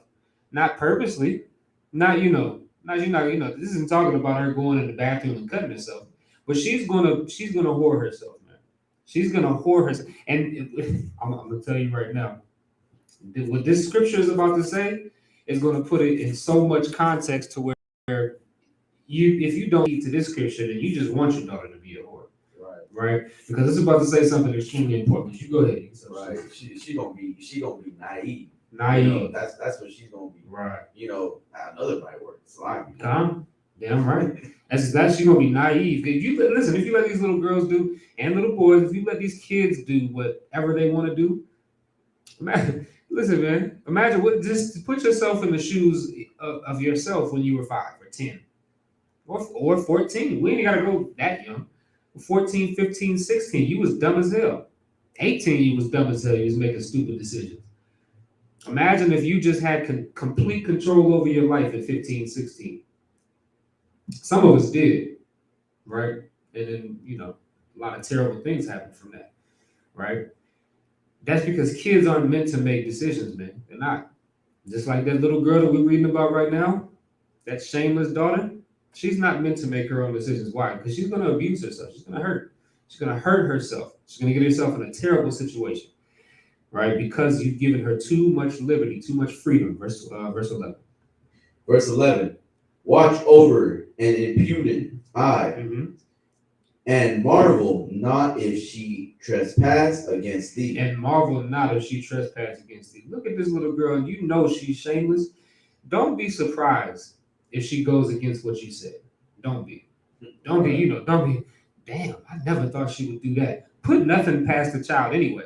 Children are, children. A lot of these little kids be evil as hell, man. I'll be the first to tell you. These kids be having some. I'm telling you, because they don't want to listen to a damn thing that you say. Kids think that this is the worst part about children. The worst part about children is that they think that they know more than you. That's the worst part about them. What makes that even worse is that because they think that, their lack of knowledge is going to get them into much more trouble than it would an adult. Because children are dumb. And when I say that, I don't mean that, I'm not trying to say, your child can't be an A+ student. That's not what I'm saying. But what I mean is children are incapable of making good, logical decisions. Children would just eat candy all goddamn day if you let them. Right. They wouldn't eat, they wouldn't get their protein. They wouldn't eat good meals. They wouldn't eat their vegetables. We got to force kids to eat their goddamn vegetables because they don't make good decisions. And you think that stops at 12? You think that stops at 14? You think that just all of a sudden something happens at age 11 where now he's able to make good decisions. You think it happens at age 14, 15? Now he's able to make good decisions. Hell no. That's still that same 10-year-old, 11-year-old, 5-year-old that you was trying to force feed vegetables to, trying to keep him healthy, trying to make him brush his teeth because he didn't want to. It's that same little boy. There's no magical age where they just turn into some adult. It's not that. You get what I'm saying? And that's really important to remember because if you don't remember that, you're gonna let her make the decisions. You're gonna let that little girl make all of the decisions. Let that little boy make all of the decisions. And he's gonna abuse himself. He's gonna say something? And not only that, but the world is gonna abuse him. Damn right, that's heavy. The world is gonna abuse him because like you ever hear if your parents ever told you, if your friend does this, you're gonna do that. It's like, some of them be smart and say or it's just like stupid decisions. Right. Like the like some of their decisions in life is because of what's popular.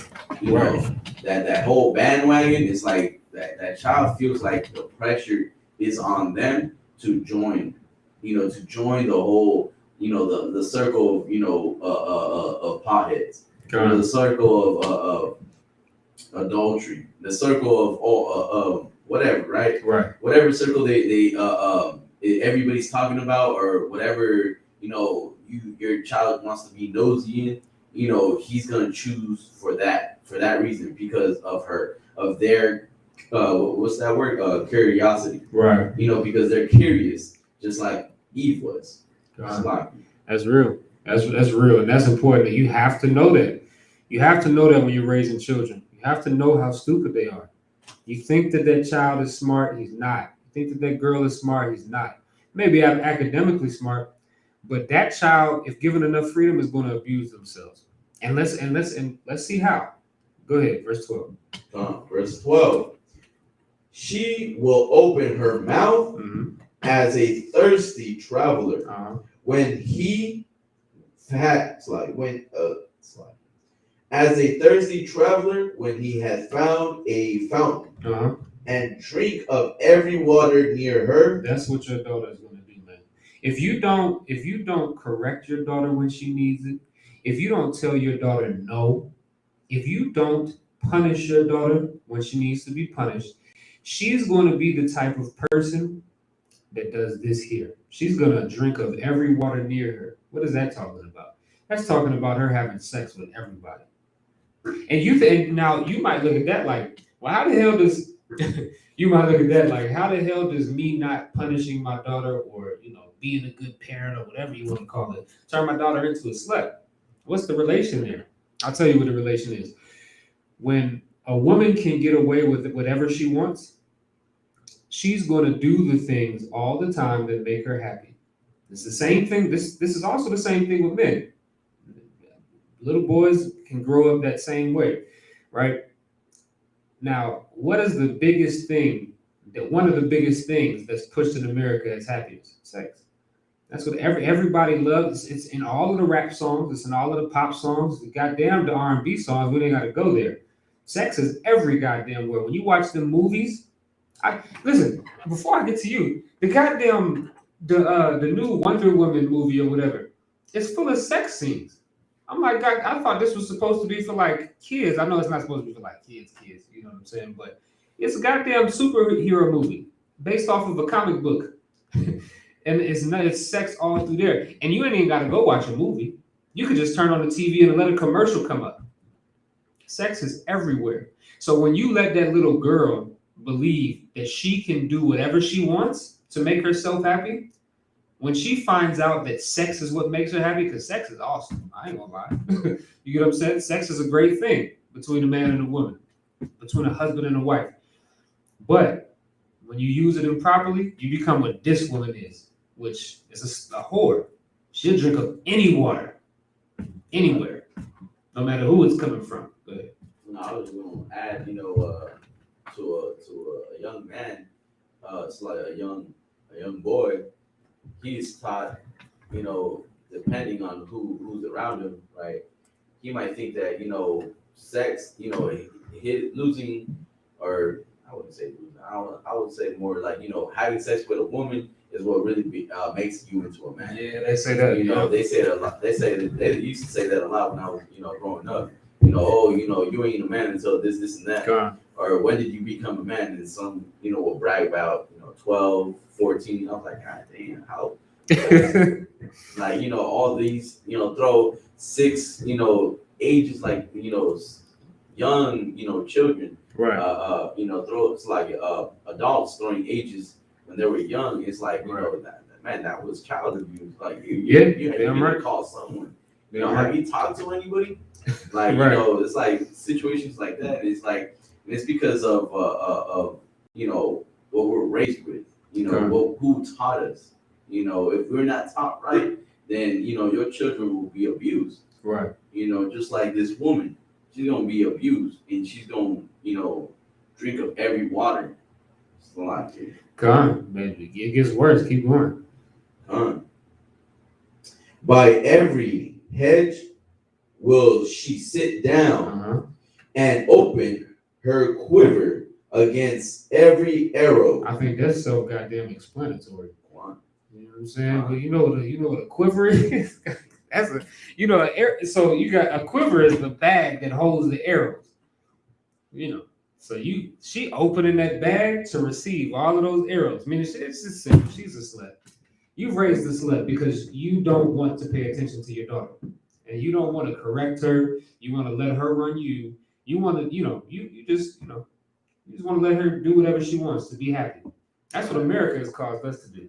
It's like it just reminds me of of a video. This brother was doing a gender reveal. It's comedy, right? But really, the brother was getting a gender reveal, and then he found out it was a girl, and it like a flashback started happening in his mind, where it's like nothing but TikToks or videos of women making mistakes, or daughters, OnlyFans, all these things flashing through, through his mind, like man, all like basically, he was like in distress about the the the woman that like the daughter that he was gonna raise, because he thought that that's what she was gonna get into, not knowing that it's in his power to have to give to make her avoid all those things.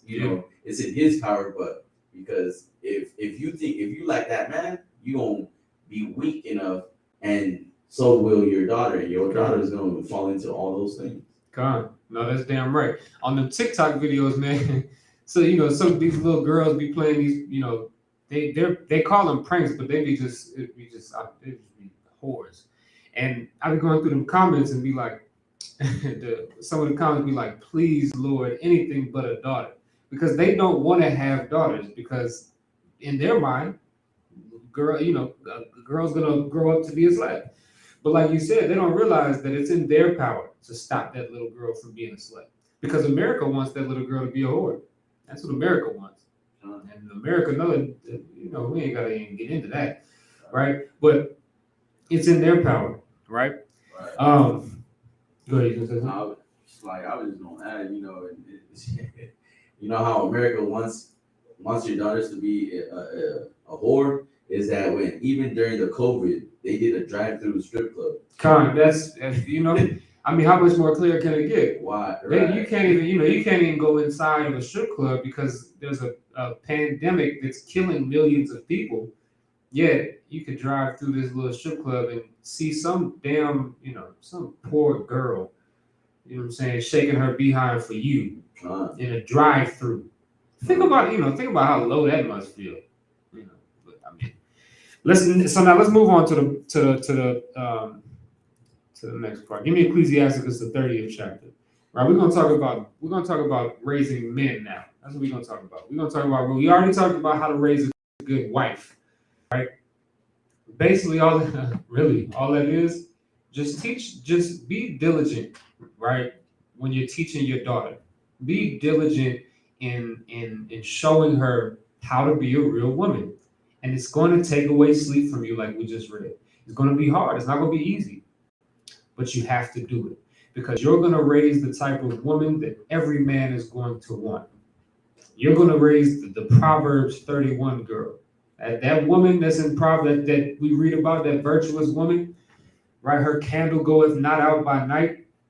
You know what I'm saying? That's the type of woman that you'll raise if you take the time to. And that's the type of woman that you want to raise. You want to raise the type of woman that will be an excellent wife to a brother, a pillar of rest. That's what you want to raise. Right? It's simple. It's simple enough. You're gonna go through your struggles.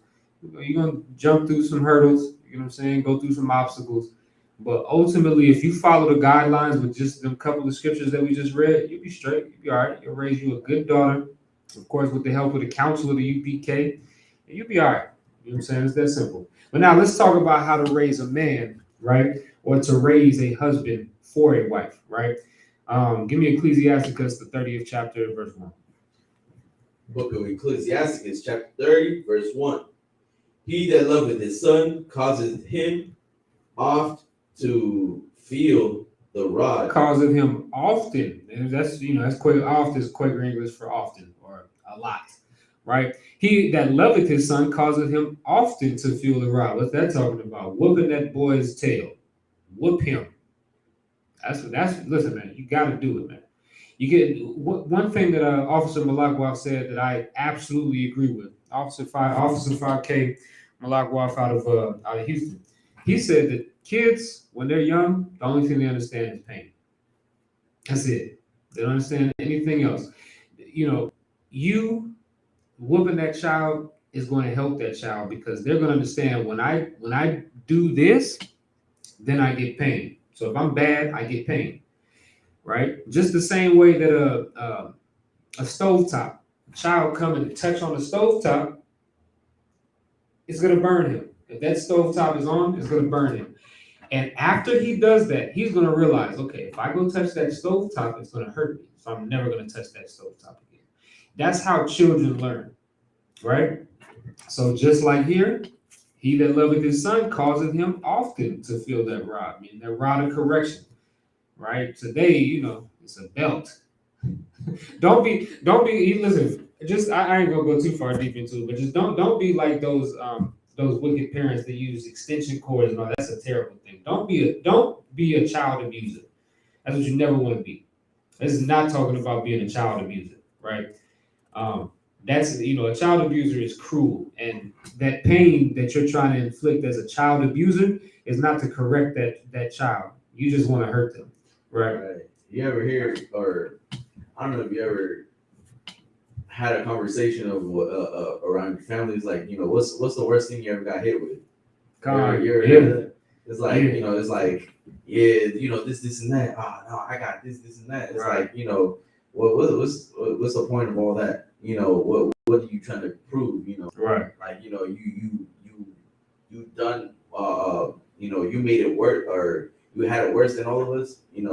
Right. So like, And that's the thing, who had it, and that's real, because somebody say, "Oh man, I used to get the extension cord." Oh, you got the extension cord? That ain't nothing. I used to get beat with the buckle side of the belt.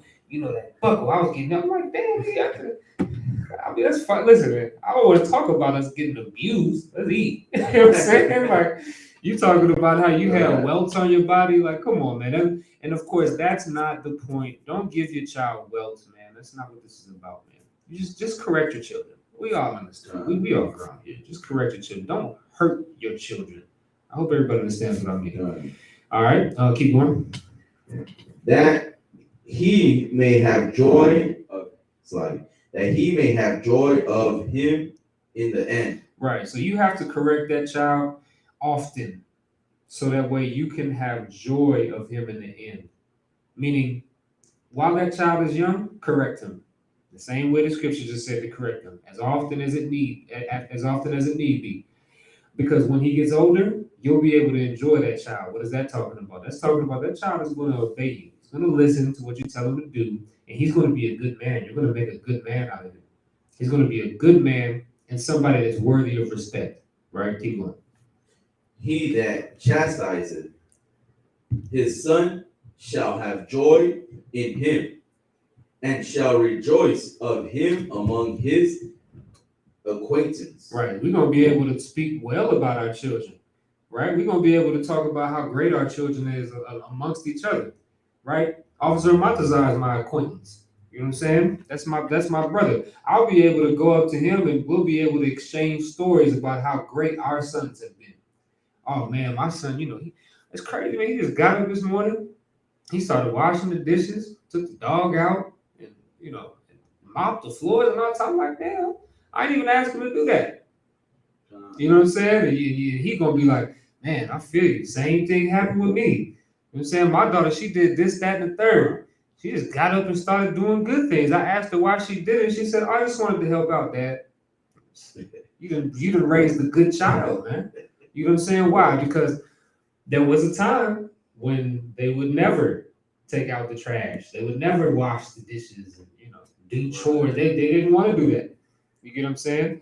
And when they would miss their chore day or do something wrong, they would get corrected, get in trouble for it. You did that so much that one day they just woke up in the morning and said, you know what? I want to help my dad out. You get what I'm saying?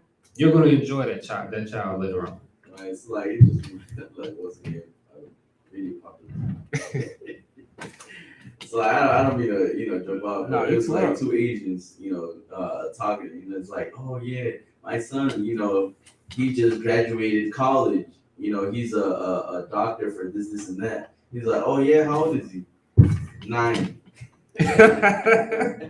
Hey. Right. And it's just like, it's like things like that, you gonna boast about, I'm not saying that, something like that, but right now I get you though. in the sense of like, like like the UPK is not. We're not gonna raise no failure in here. We're gonna raise some men with with goals. Not some failure, right? In here, you're gonna raise some men with goals, with honor. They gonna be on top of everything that they do. So they are gonna go to college. They are gonna go do these things. They gonna accomplish and achieve. They gonna conquer. That's what you want to put in your child. To conquer it, so you can boast about that, man. Yeah, that's damn right. You know what I'm saying? That's what this is talking about. You know what I'm saying? We're gonna chastise them because that chastisement they're gonna learn from, and they're gonna be excellent. They're gonna be absolutely excellent, right? We're gonna rejoice, right? Then we're gonna have, we're going to we're going to appreciate that. That's the hard work when we dealing with these sons. The hard work that we put into raising these sons, we will uh, experience some of the fruits of those labor. Because now you're gonna have a hefty 14, 15-year-old boy out. He taking the trash out now. He said all the trash I had to take out. All of the mowing the lawn and all of that. I'm gonna teach him how to do that, and he's gonna be doing it. Right. You know what I'm saying? But keep going. So Verse 3: He that teacheth his son giveth the enemy. grieving. It's like grieveth the enemy, and before his friends he shall rejoice of him. Right, and that's basically exactly what we was just talking about, right? We're gonna, we're gonna rejoice in front of each other. We're gonna be sitting here talking, man, I'm so proud of my son. He did this, that, and the third. Why though? Because you didn't chastise him enough and corrected him enough to now he's doing excellent things, right? Skip down to verse 7. Verse 7. Let's talk about what not to do for a second. Keep going. Verse 7.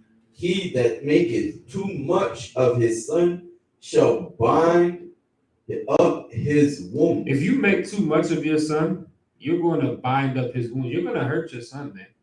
You're going to hurt your son because why? Because you've put your son on what I call a pedestal. You've put him up. You've put him up on high when he doesn't deserve to be.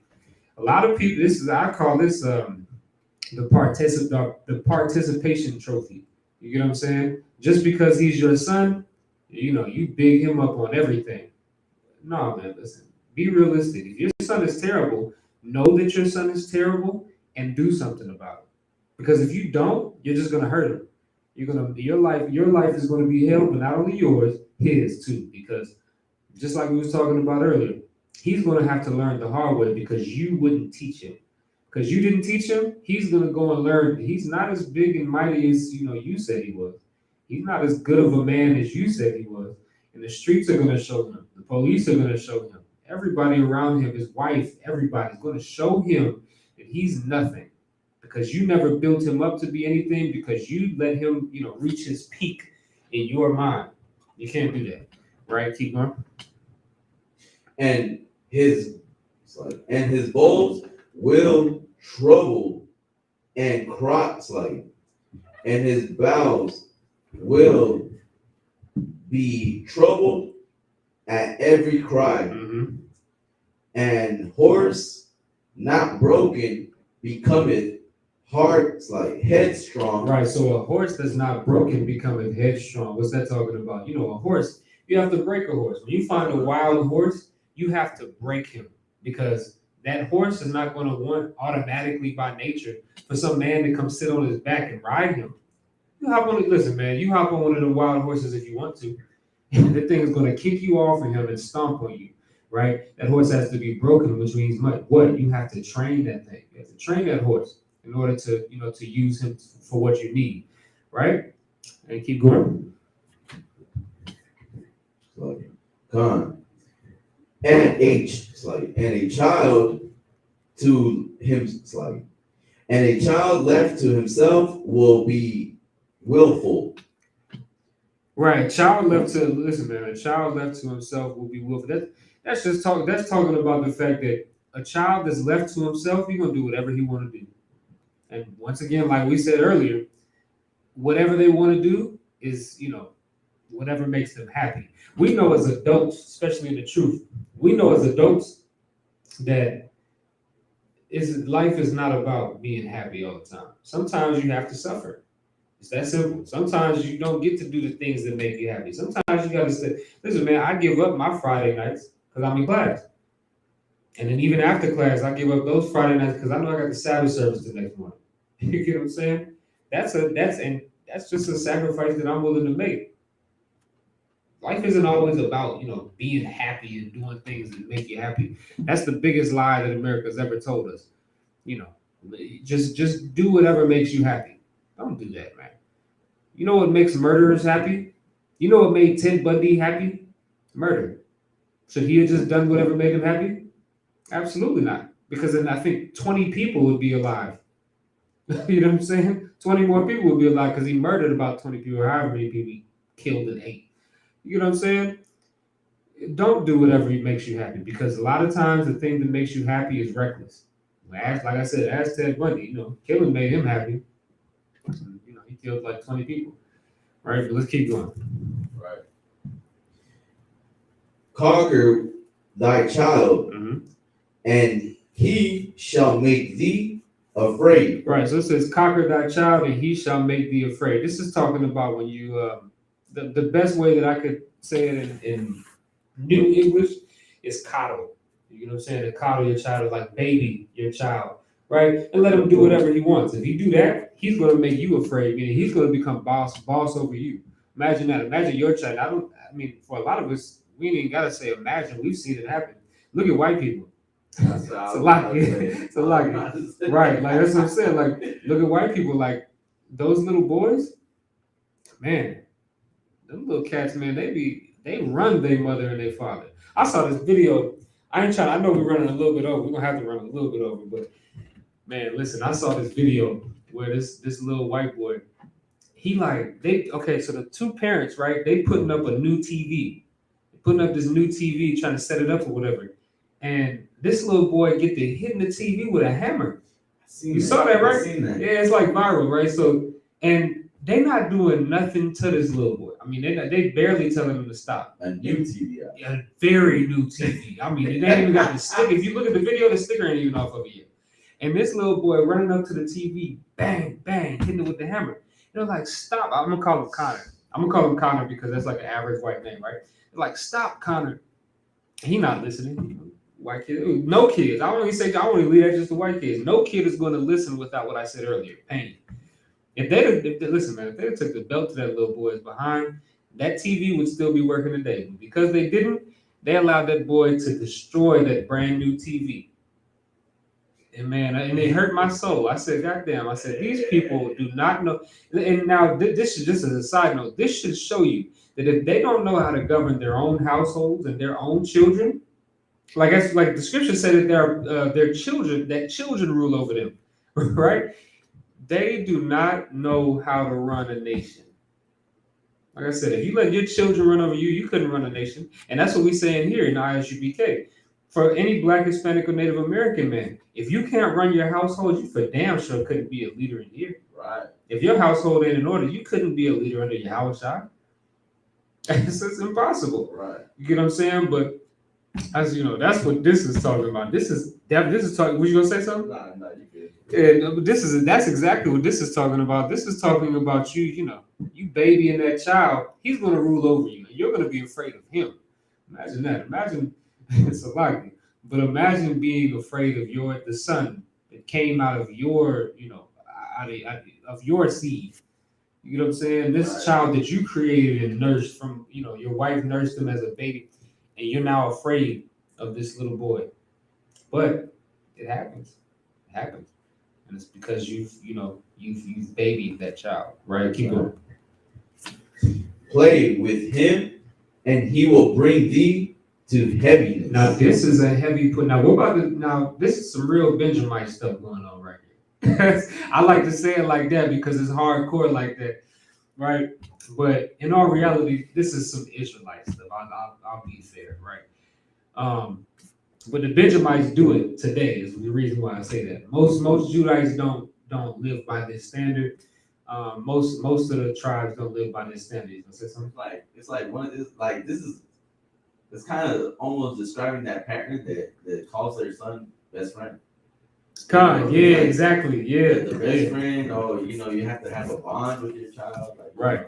And that's why it's saying this. That's why it's saying if you play with your son, he will bring thee to heaviness. Right. So Benjamin, that's why I said Benjamin, because they understand this. Them Benjamite parents, they don't do that best friend thing we was just talking about.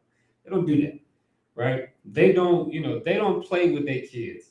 They are very strict, and there's a very, concrete relationship. I'm the father, and you're the son, and that's it.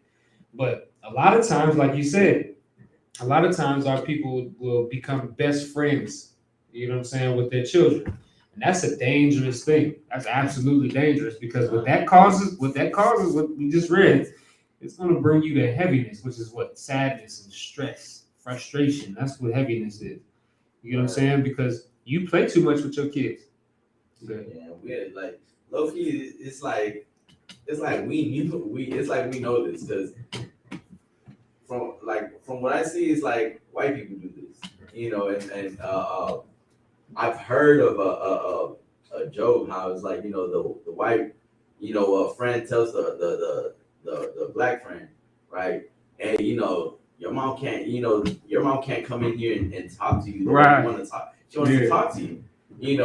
This is your room, man. She's violating your space. Right. And it's like the it's Eric Spears. He says he talks about this joke, right? And he's like, he had me talking like, Roots, a brother from Roots, it's like, right. he's gonna get us in trouble, right? He's like, these my folks, they feed me, they clothe me, like that's the thing though, that a good child will respect you because of what you teach them. If you give them like some sort of weakness, you some sort of some slack, really, right? Some slack, and he gonna abuse that slack. He's gonna abuse your what you want to build is a bond or friendship. He's gonna abuse that friendship that you call, right? That's absolutely right. As a matter of fact, the next scripture is gonna go a little bit deeper into it. Give me verse 10. Verse 10. Laugh not with him, lest thou have sorrow with him. Good. And lest thou gnash thy teeth in the end. That's talking about stress, that gnash thy teeth. That's talking about grinding them teeth. Listen, man, it says, laugh not with him, lest thou have sorrow with him. You listen, man, you think it's all fun and games with this little boy that you're trying to raise up to be a man? Listen, man, if you treat that relationship like that, you're going to have sorrow in the end because he's going to be that same. Remember, we just read, he's going to make you afraid. You're going to now become subservient to him. You cannot treat your children like friends. I know it's hard. Trust me. You get what I'm saying? I listen, man, I got two boys. And I'll be, sometimes I'll be wanting to just go, kick it and this, that, and the third. And it's fine to hang out with your kids and have fun. That's not what I'm saying. It's absolutely okay to have fun with your kids. But what you can't do, and what a lot of people need to keep in mind, you cannot treat your children like they're equal to you. And that's what so many people do. So many treat their sons like they're equal to them because they want to be best friends with their son. There always has to be that boundary there. There always has to be, and it has to be a clear boundary, not a boundary that you see in your head. Because if you just see the boundary and he doesn't, then the boundary doesn't even exist. You have to let that boy know that there's a boundary. This is my father. He is my head. Real talk. This is Lord. This is the Lord of this house. Right. Go ahead. It's like they gotta know the difference between the tone of your voice. Like they gotta know when he's serious now. Right. Like some like this. That's another thing too. Like with the whole video, TikTok, and everything, so many parents are doing this whole thing of like prank wars. Yeah, which I mean, yeah. Like they're doing this whole thing about trying to trying to prank on their father, and their father is like he really angry, but the child he just laughs at you. Right. You're like a laughing stock. He laughing at you, and he's gonna post that too. Just Right. remember that. He's gonna God. post that, and your whole family's gonna see it. The whole That's world the is gonna see shame. it. Yep. Yeah, that's a shame. And now everybody knows. Oh, that's okay. That's how they carry themselves at that house. Okay, Right. Yeah, they all jokes and games over there. Yeah. That child is going to bring shame onto you because you allow it. You know what I'm saying? If you wouldn't allow that thing to happen, it wouldn't even be a problem. But because you allow yourself to, because you allow yourself to have that type of relationship with your son, trust me, I've seen it happen to the best of us. Right?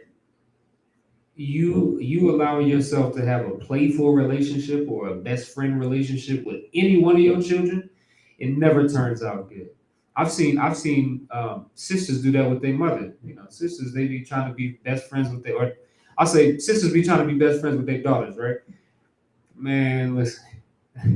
Then they have best friend problems, which means they cussing each other out, angry at each other over this, that, and the third. And I'm like, damn, that's your daughter though. And I've seen this happen. I'm like, this is your daughter. This is straight up a 15-year-old little girl that you guys are arguing like I don't know what's up with this. Like friends that then had a bad night at the club. You know what I'm saying? You argue with this little girl, your daughter, like friends that didn't had a bad night at the club. You know what I'm saying? I don't know if the battery might be going up, right? But that's because they're not doing what this says.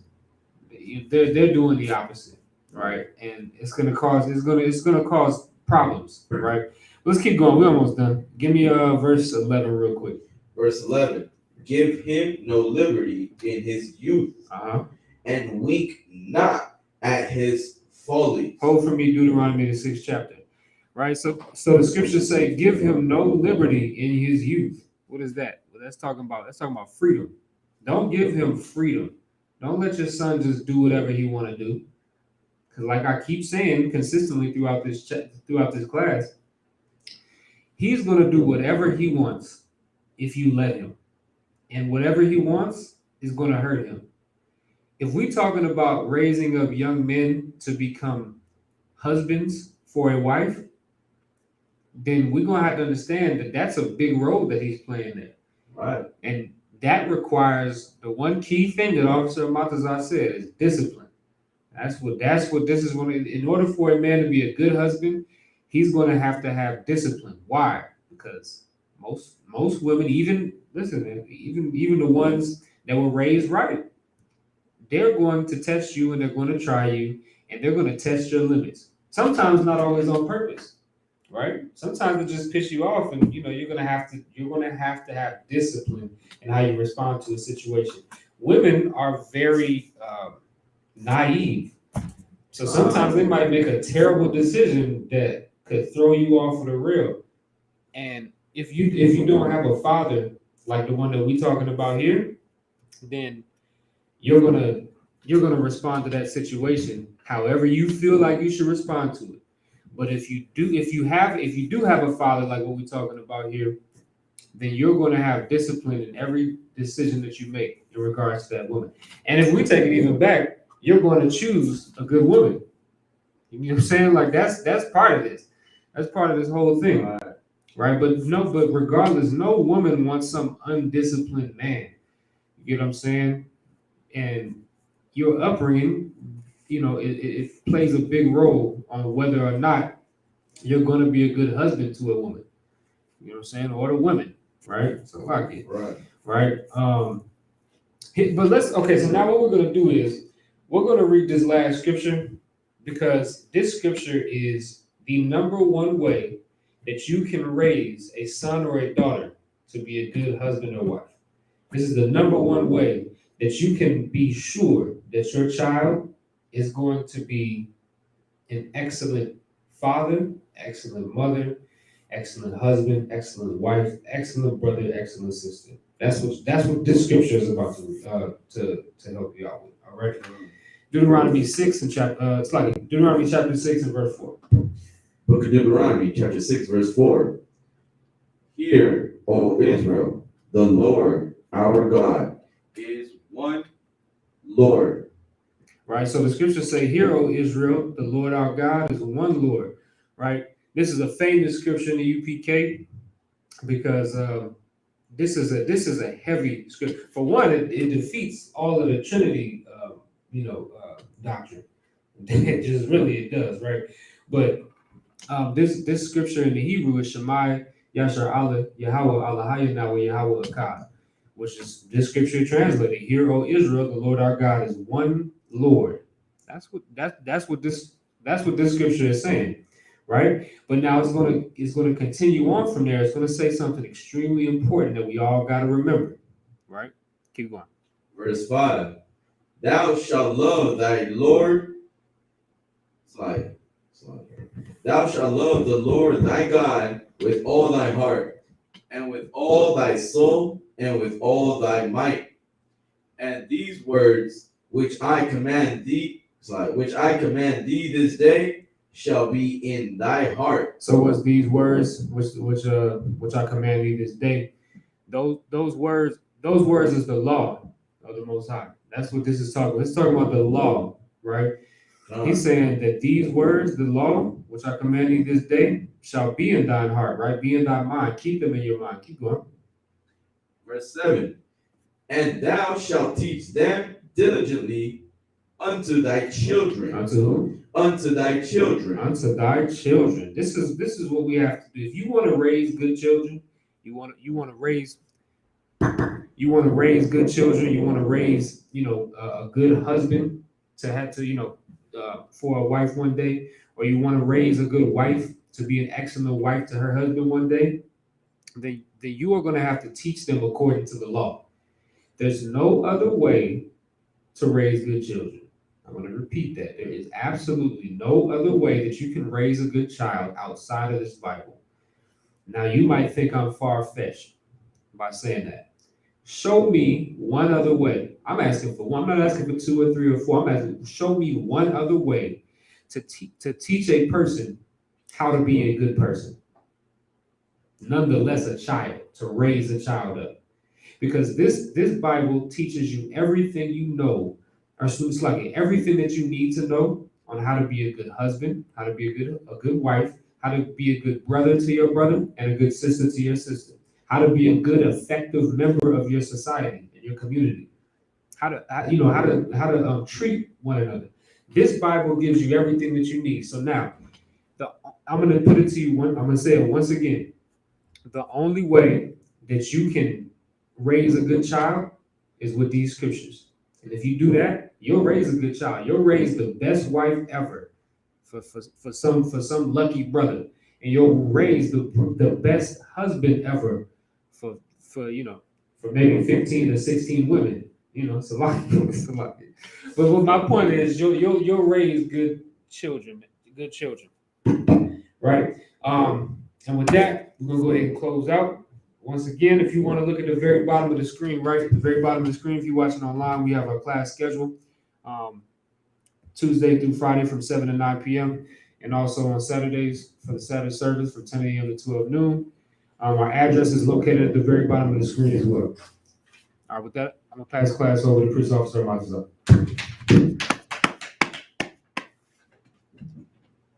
ISUPK security announcements. We are the ISUPK, started at 1 West 125th Street, Harlem, New York.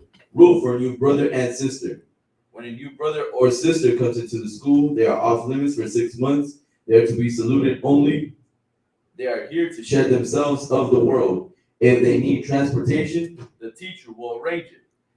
After 6 months, if a brother or sister has an interest in a particular person, he or she must get permission from the head to speak to a brother or sister.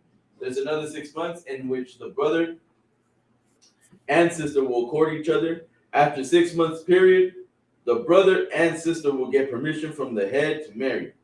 Tithes, which is the commandment. You can find this in the book of Numbers, chapter 18, verse 21. Also in the book of Malachi, chapter 3, verse 8 through 10. Ma'ashra means tenth in the Hebrew. 10% of every penny of any increase the Lord gives you, give to the treasury department or teacher.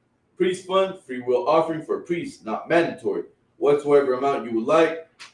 Also, this Sunday is the closing of the Feast of Dedication, right? Also known as Hanukkah. If anyone wants to be a trooper in the schools, start wearing all black boots, shirts, pants, headband, and scarf. And with that, we're going to do one courtesy salute to the teacher, Men of Israel, Amajim, which means to stand. Men of Israel, Amajim Shabbat, Amajim, Barak, Yahweh Hashem Yahweh Shah Barak Thah. Yahweh Hashem Yahweh Shah Barak Thah. Get your matah, class dismissed.